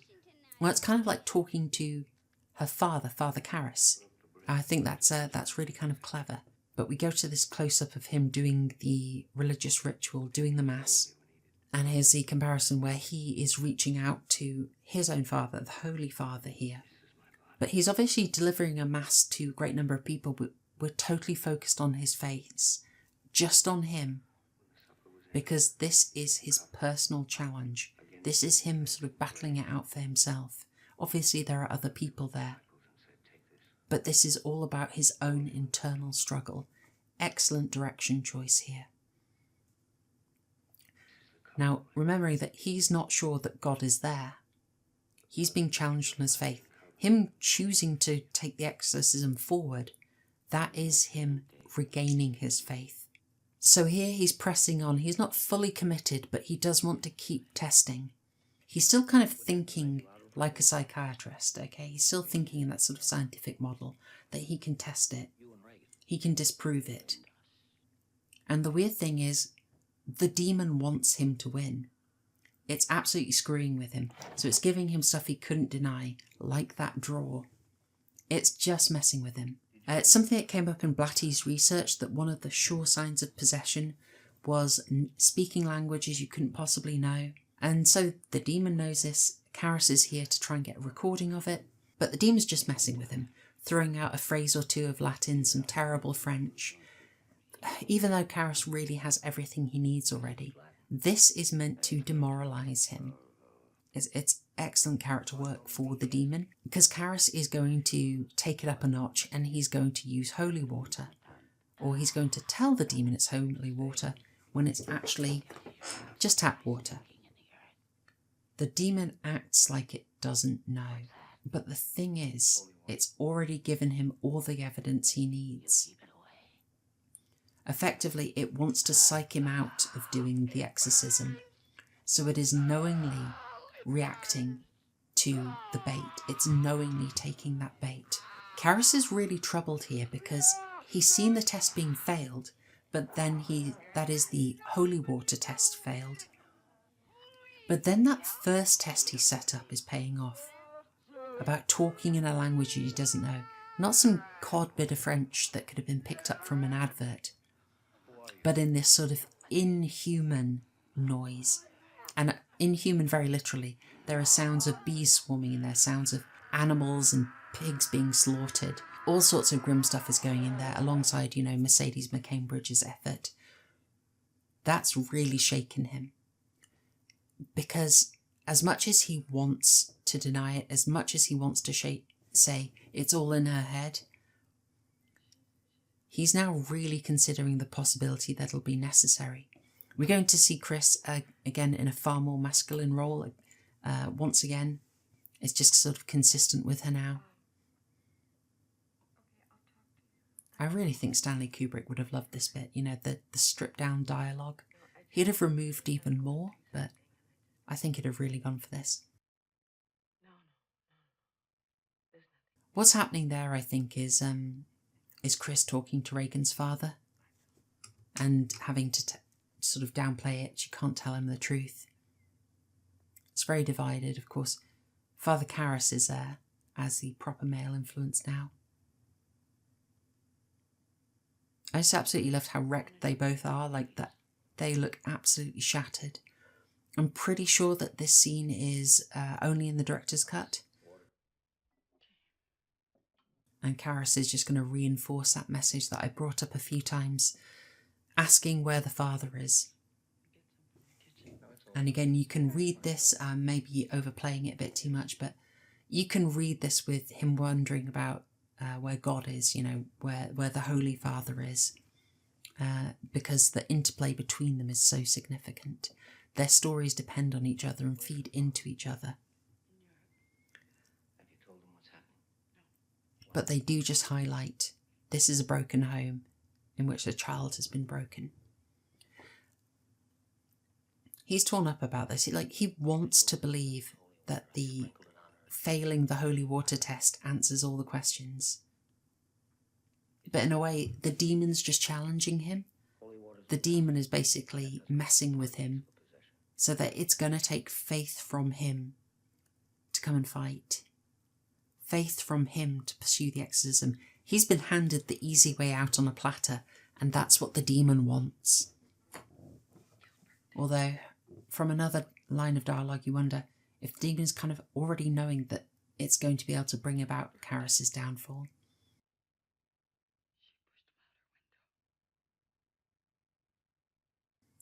Now, look at that sign there. As I said, we'd return to the lab. There it is, Taskete, which any weeb will know means help, help me, or it's help in the imperative form in Japanese. Do you think it's an accident that help me was written there? I don't think so. Now, would that be a subliminal influence? No, not really. Almost no one is going to know that, but it's maybe a nice little Easter egg. Now, that playing things backwards did lead to many other Easter eggs. It became a kind of in-joke, or so many scenes came up with this idea of hiding the message in backwards. I don't know if The Exorcist was actually the first to do it, though. As I said, there was that in-joke Easter egg on a Black Sabbath album referencing The Exorcist. Of course, it wasn't all hidden Easter egg in-jokes like Black Sabbath. There was kind of a craze, the satanic panic back in the 80s, of a worry that people would genuinely be hiding messages backwards in their music, in their films. A bit far-fetched, if you ask me. Quite a bit of a push. I would, as I've maintained in many analyses, the subversion is usually just right there in the story. You don't need to look too hard. Anyway, this is probably a good opportunity to talk about one of the aspects of production that I think shows dedication. And this is all on a set. You get excellent detail here in Kitty just putting on the thick coat to go in the room. But they've really continued emphasising that in the presence of the demon, everything gets extremely cold. Now, from the limited photography I've done, I know that will be an absolute nightmare to film. When it's cold enough for you to see your breath, it's rare that it'll show on camera, so it needs to be incredibly cold for the camera to be able to pick up the breath. And I only know about it from the digital photography end. I don't know if it's harder to get it to show up on film.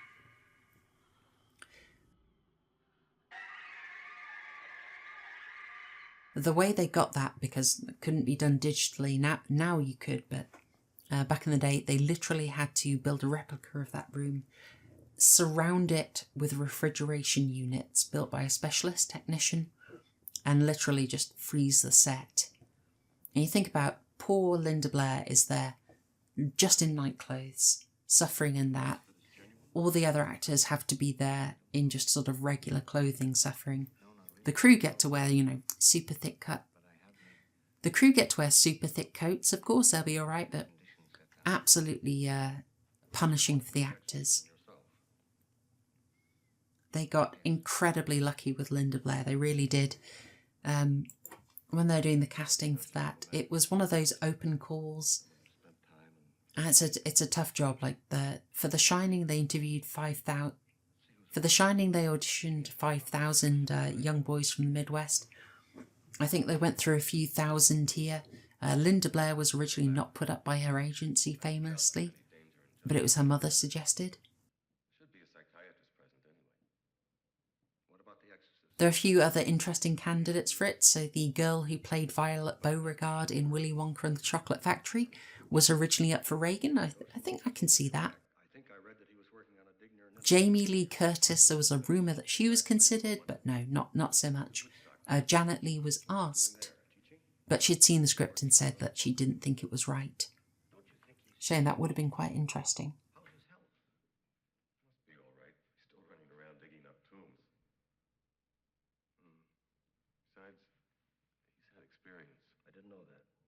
Now here in this scene, we're finally actually tracking down the eponymous exorcist. And there, about 1 hour, 39 minutes into the film, we actually see him again. There is Lancaster Merrin. There was an awkward reference back then to him being at Woodstock. Obviously, you probably think of the cultural festival because that is that is the biggest cultural meme associated with that phrase, you know. Or maybe that isn't that a character in Snoopy? I don't know. But Woodstock is actually also a Jesuit college. So when they said he's at Woodstock, he was not getting his flower power on. Don't get that disturbing image in your head. No, he was at a Jesuit college. When we finally see him again, you notice again, he was set apart. When he's found, he's on his own, he's walking in nature, he's met by, I guess, another priest in what looks almost like a monk's robe, or at least a cassock, I think. He's going to come into the modern world, but he is so clearly not of it. But that decision to send him, it's like it's clearly been picked up by the demon. Now we get that famous entrance. As I said, the house had to be built for this shot specifically. It's incredible. You may know this. This is influenced by a series of paintings by the Belgian artist René Magritte, who I'm a big fan of. He's managed to inspire a couple of horror movies. It follows you some of his imagery. I think Blood and Black Lace was also somewhat inspired by his faceless paintings. But that image there of Merrin arriving at the house, that is inspired by L'Empire des Lumières, or Empire of Light. Now, Magritte painted a whole series of these between 1939 and 1967, all just focusing on the idea of a kind of dissonance, where you see the house itself is lit for the dark, the evening, but outside of the house it's all daylight, and it's meant to just throw you off. It's meant to be dissonant. You kind of have that here with someone who's clearly of the spiritual world arriving into the secular world. You have this clash, and you'll get that illustrated wonderfully in that little exchange there. Karras, who's going to assist because he's personally invested, he asks Merrin, in a very normal procedural way for the secular world, do you want to know the details of the case? You know, almost like it was a psychiatric intervention. And Merrin's response is perfect, just saying, no, why would I? And he doesn't want to know because that stuff is worldly and material. None of that matters. He's going to do a spiritual battle with the demon, which we'll later find out, you know, is Pazuzu, who he's already encountered. But we had a nice little setup there of he's encountered the demon before. He'd done a very difficult exorcism in Africa, which nearly killed him, partly explaining his frailty alongside his age. And that little bit of backstory, that tiny throwaway line almost, that is going to be the basis for the fourth Exorcist films. I won't go into it here, but it's a bit of a nightmare, isn't it? If you've seen that production. They filmed one version of it, I believe Paul Schrader's version for it, much more dour, much more austere, much more in line with this. But then the studio weren't happy, so they recut it, refilmed a bunch, and released a separate version, which was much more, shall we say, standard, somewhat schlocky cinema fare. And you got two versions of that fourth Exorcist film released together. A bit of a mess. I mean, still not as bad as Texas Chainsaw Massacre canon and all that, all those branching timelines, but don't worry about it. We had an incredible line earlier, I think possibly just coming up. The way that Merrin prepares Karras for the interaction is fantastic. He will mix lies with the truth, so the demon will mix lies with the truth. It's so true, it's so relevant, and I think it really explains a lot of the, subversion you see nowadays. A lot of the narratives that drive this world are based on the truth. There's enough truth in them that you are then able to go along with the misdirection. The fact that there's truth mixed in there makes it all the more dangerous. But I won't fall into the trap of getting onto my soapbox, do not worry about it. There was another great little detail slipped in there, where Karras is trying to give the details and saying that he's identified 3 different personalities, 3 different aspects. And Merrin just says, there's only one. And he's absolutely certain about it. And I thought that was very telling. Kind of like an inverse of the Trinity. You know? That just stood out. Sorry, the Holy Trinity, of course. And that just stood out to me. We also had another little Catholic detail in Father Merrin asking Chris what Regan's middle name is, which is Teresa. I'm not sure that made it through to the original theatrical cut of this. It's kind of part of an older tradition where there would be a sort of more secret name that if devils didn't know it, they couldn't possess you. I believe it's much stronger in sort of Roma culture, but apparently part of Catholicism. I'm not myself Catholic, so I don't know. But in doing a bit of research, that's what I found about that. Now, in this very intense scene, it's going to go on for nearly 10 minutes. This is the actual exorcism you've been waiting for, that you've been built up for, and it's starting at 1 hour 44:37. That's how far into the movie we are before it even starts. As I said, this sort of set up a pattern for the weaker imitators, but by this point they've usually finished their movie. They've got it all wrapped up already. They don't have the patience of this original. Well, I say the original. I suppose it was Possession of Joel Delaney that came before it, 1 year before it, but it's not exactly the same, is it? So the demon is going to do what we were warned it was, what Merrin said it would do. Merrin, the expert there, mixing the truth with the lies to make a far more devastating psychological attack. That being, he's going to attack Karras for being faithless.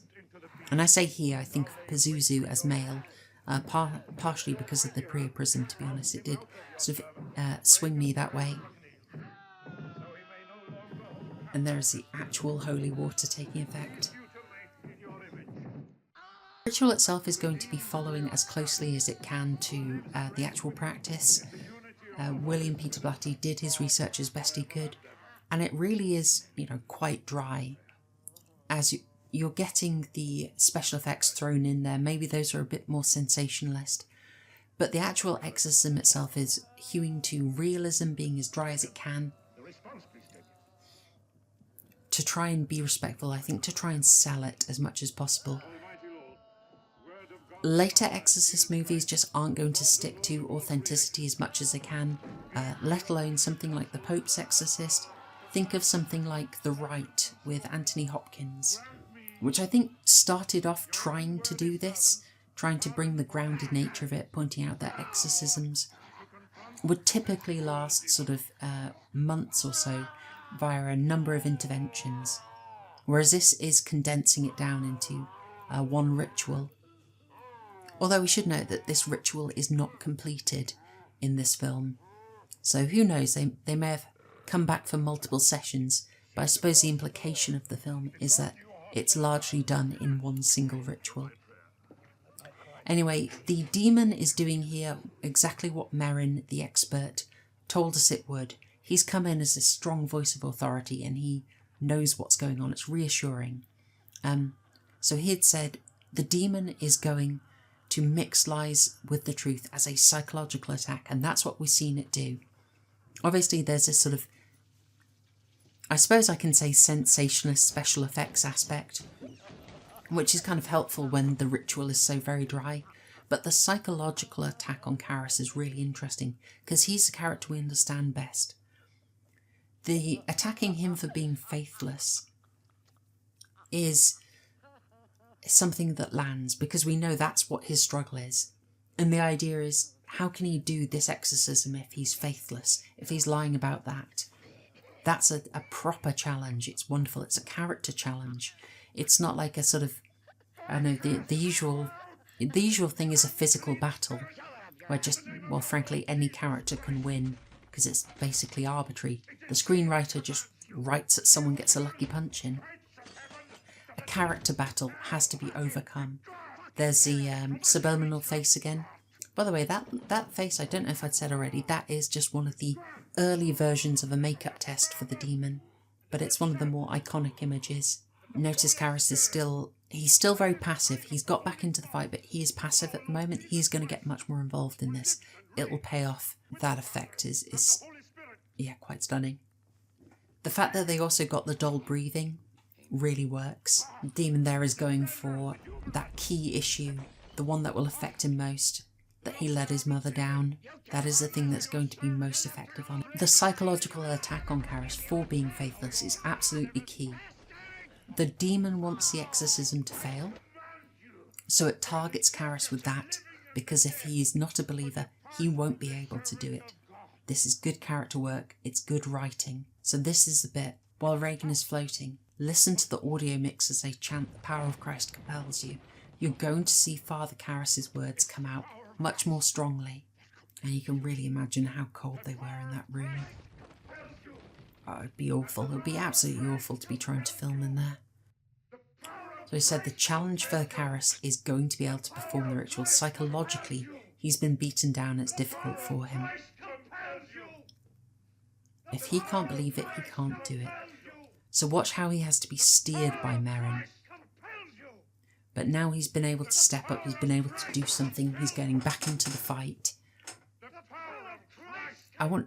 It'll be difficult while I'm doing this commentary, but pay attention to the audio mixing on his voice. You almost wonder there if you get a lot of references to Father Merrin being called a faggot in this. You almost wonder if that is part of the sort of psychological attack that mixes lies with the truth. But Merrin is much firmer. Merrin is much firmer in his faith. He's not falling for the demon's tricks. I would have liked it if the focus had shifted a little bit more to Karras, just to sort of imply that he was stronger in the fight. But I think the audio mixing is mostly what's going to do that for us. Karras still has an eye for the practical there, taking care of the straps. This would not work if it were delivered with any kind of schlock. It's just the absolute conviction of Merrin. It's just that absolute conviction of Max von Sydow as Father Merrin that sells it. Just excellent work. Look, there are the windows going again. There is the wind. As I said, intense spiritual energy is going to be conveyed by the wind. Ah, such a haunting image.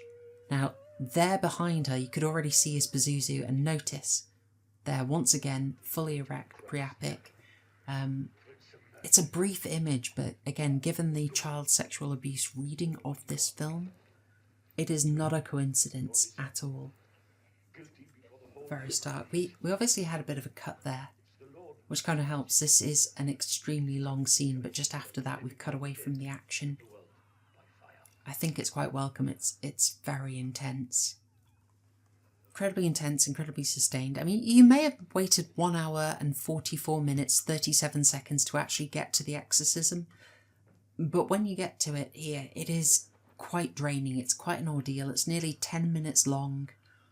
This at the end is basically your chance to recover a little bit as an audience. You won't get much of a chance, but you will get something, and it's somewhat welcome. I think the audience there, who've had Father Karras very much as our stand-in during that scene, we're right there with him. It's absolutely exhausting. It is a draining scene, and he looks absolutely shattered. Merrin as well, who we've been forewarned his health is at risk just because of how old he is. He's bearing it heavily as well. But this close-up we get on Jason Miller, sort of telling you that the battle is still going on inside him. He's not 100% there. He's coming to it. Now in the theatrical version, you didn't get this dialogue. You didn't get any of it, which I thought was quite a good choice. I sort of prefer it with it cut, but what Merrin says about the girl isn't really important, she's there almost as a display of power. She's there almost as a display of power to make them despair. I quite liked that. I thought that dealt with the sort of theosophy problem quite well. But it was Blatty's preference that the dialogue stayed in and Friedkin cut it out. That's always going to happen. The director is always going to be a lot harsher on the script. You can't always rely on screenwriters to kill their darlings. Now, I've talked earlier about Carol Clover's more feminist reading of it. We'll get back to her interpretation in a little bit, but I thought for a change we'd look at another view of this. I have here E. Michael Jones' Monsters from the Id, The Rise of Horror in Fiction and Film, which is a very interesting take on things. I was absolutely shocked that it does not reference The Exorcist, but I think his line of thinking is helpful for us. So I'll read here for you. This deliberate suppression of the truth about liberated sexuality by the Illuminist media elites, the invisible government mentioned by Bernays, is the main reason horror films became popular in the late 70s, after an absence of more than a decade from the collective cultural consciousness. Horror was the only genre that told the truth about the sexual lives people were living in the gory aftermath of the sexual revolution. Robin Wood and others would like to see some Reagan administration-inspired conspiracy behind the decline of porno chic and the rise of horror in the 70s, but the real explanation is at once simpler and more complex than that. Sex disconnected from the moral order is horrifying. The culture had to learn that lesson the hard way, and Hollywood was only ratifying in its way what the culture had learned in the bedroom, and was choosing at the box office as catharsis. Even those who set themselves up against you, wrote St. Augustine, who struggled with his own sexual demons, do but copy you in a perverse way. During the late 70s, Hollywood was simply portraying Nemesis as a monster who returns to restore moral equilibrium, because the people who had been damaged by sexual liberation had an unfilled psychic need to have their situation described and were willing to pay handsomely to those who could do it. By 1980, the light-hearted tone of Deep Throat didn't make sense anymore as an adequate description of the real consequences of sexual revolution, but Alien, which also portrayed oral sex, did. The box office became Hollywood's vehicle back to reality. So Jones is very much focused on sexual liberation and the sexual revolution in his book, and how that informs horror movies, basically us having a sort of instinctive deep psychological response to see a correction to that liberalisation. He's focused on that. I want to apply this a lot more liberally, although you could see the sort of child abuse reading of The Exorcist as consistent with that. I think we can take it a lot more generally and say that we could take his reading as effectively a need for catharsis in response to general modernity, secularism, liberalism, that Chris MacNeil is embodying someone who's gone for the extremely forward-thinking, progressive lifestyle. The family is broken down, and then that has gone and led to absolute chaos for the daughter. And that this is sort of a catharsis, that in response to this, we are calling back a traditional institution to desperately try and right things, to drive this demon out that we have invited in. And that is why it spoke to people so much. That would be the E. Michael Jones theory, effectively, that slightly applied broader, that I have quite a lot of sympathy for. If we were to return to Carol Clover for quite a contrast in how we should look at this, I mean, she agrees with E. Michael Jones in quite a lot of ways, but she's just saying it's a bad thing that horror movies do this. But her analysis, I would say, is quite weakened. As I referenced earlier, the idea is that the female body, usually in a child, is punished for being too open, too progressive, too liberal, in letting something evil in. And that's why she's punished, run through tests to try and resolve this. And ultimately, it's going to be a male authority that restores it. Restores order. But the counterpart is that there will be a male story in these movies, in The Exorcist, which is where the male is the subject watching the female object externalise their internal trauma. And in this case, that is Karras' struggle with his faith, feeling he's let down his mother, that he needs to be more solidly masculine. Clover, if she wrote more in depth, might point out that he used to be a boxer, but has fallen into something far more feminine, far more supportive, and that's why he's struggling. Now, trouble with that analysis is it's completely ignoring Chris. And I think we can say that Chris is quite a significant character. If you need to leave her out of your analysis might be a little weak. So as interesting a counterpoint as I found it, I can't say I really rate Carol Clover's analysis on that one. I think it was partially weakened by the fact that she bundled The Exorcist into so many other sort of spooky possession movies. And that's probably what let her sort of skirt over minor details like, you know, the main character. She also had a bit of a preoccupation with reading that Karras's struggle was partly suppressed homosexuality. She had to do that by bringing in a lot of material that was not in the film but in the book, which I think is also a bit weak. I mean, now people who know this channel might find it's a bit rich for me to complain about a reaching gay reading, but in this case I think I'm quite justified. By the way, check out my Fright Night review for the flip side of this. And look how underplayed this is. It's an absolutely brutal cut. There's no sting that you'd sort of expect from a horror movie. We're seeing the damage all around, but we don't get the forewarning that you might expect. We don't get a jump scare. This isn't the movie for that. Just absolute desperation. I always found it so much more disturbing how Regan sits there kind of non-reacting, kind of dumbfounded, until finally the demon seems to know what's going on and be delighted. It's almost like it doesn't know what to do until there's a human there to torment. Now this is a culmination, of course. Regan tears off that necklace that was protecting him, and then he's able to be possessed. Now this is a somewhat awkward cut. You had the flash of the mother superimposed on the window there, like she was giving him direction. I really like that. But of course the solution to his story, for him regaining his faith as a Christian, it had to be sacrifice. It's the only way. Inevitably, he would sacrifice himself, and all the setup has been built for that. Now just look down there. Notice "Fight the Pigs" on the left in graffiti. You probably get another shot of it.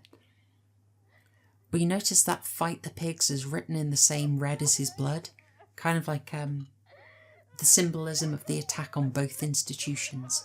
The police, on the priesthood, things that were traditionally guardians of Western society, have been so weakened. And I think that parallel between them is very deliberate. This film is asking us to reevaluate that, asking us to consider raising the status again. But in amidst all those readings, it's also incredibly powerful filmmaking. You probably know the story already, I'm going to tell it anyway. But Father Dyer, reading the last rites to Karras here, very difficult to film. The chap playing Father Dyer was a priest by training, not a natural actor, and struggled with this. He was struggling to convey the emotion. And so Friedkin calls him over and asks, "Do you trust me?" He says yes. And Friedkin wallops him, just slaps him so hard that his hand was shaking. They tried it about 5 times, but it was that last one that got it.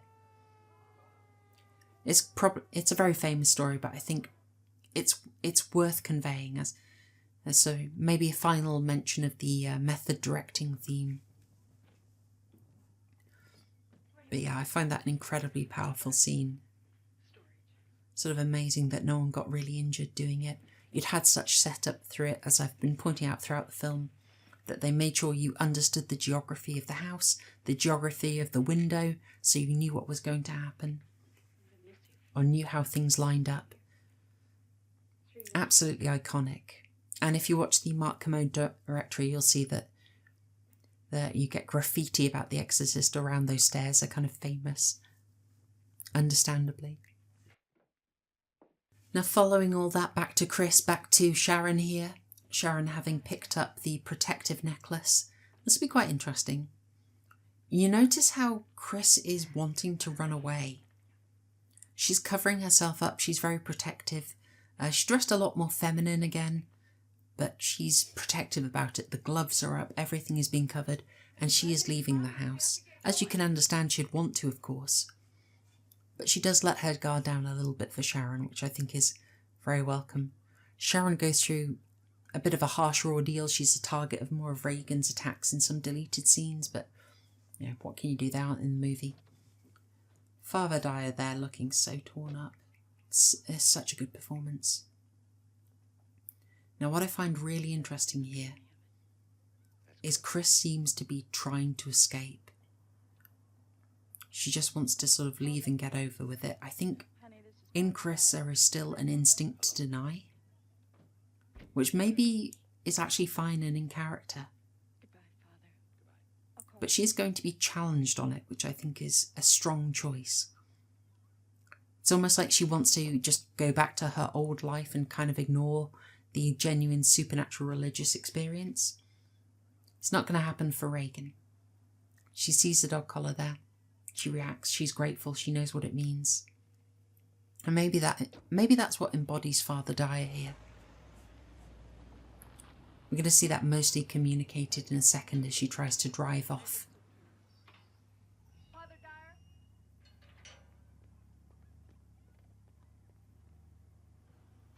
I thought you'd like to keep this. I'd personally feel a bit cheated if she was able to do it, but there you are. There is the necklace being given to Dyer.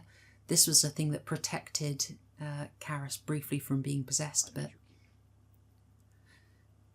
there, Father Dyer is saying, no, you can keep it. Basically, I read that as saying, you know, don't you forget about me. Don't just sweep this under the carpet, which I think is a good choice. I mean, maybe there was an idea somewhere that this would lead into a sequel. Obviously, the actual sequel did not follow a traditional pattern. We will not really discuss the John Borman ordeal, but I think that idea was there. I probably said earlier, but the studios were incredibly keen that Friedkin direct a sequel straight away. He did not go for it, quite rightly. It's quite nice that however wrong the second one went, that the third one, which went very much off course, very, very differently, has now got quite a cult following and should be appreciated. So if you haven't already, I would very much recommend you check out The Exorcist 3. It's a very different movie than you might be expecting, but it is worth your time and it's getting appreciated recently. As for the Blumhouse-led Exorcist Believer, do not go near it with a barge pole. Goodness me, no. Absolutely avoid at all costs. Total cash-in and desecration of the franchise. Now back here. This is Kinderman trying what he'd tried with Karis.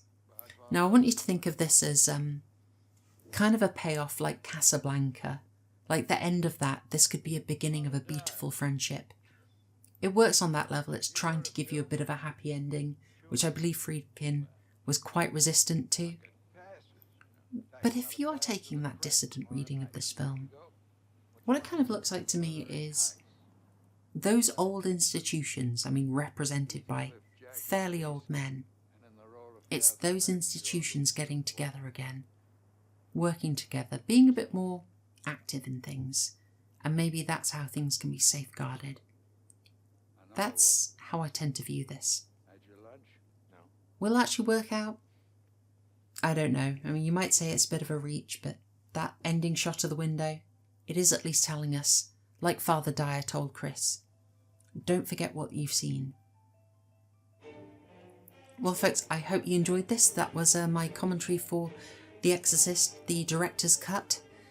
I am doing a bunch of other commentaries in this series. I'm covering Nightmare on Elm Street. I'm covering The Shining, Scream 5, a bunch of them. So if you enjoyed this, I hope you do check them out, not just going for, say, a film that you know particularly well. Maybe you'll try some of the others out and appreciate them. With that, it's been a long film. I hope you've enjoyed this. If you want to know more about it, I strongly recommend you watch Mark Commode's documentary, Fear of God, 25 Years of The Exorcist. And with that, I will leave you.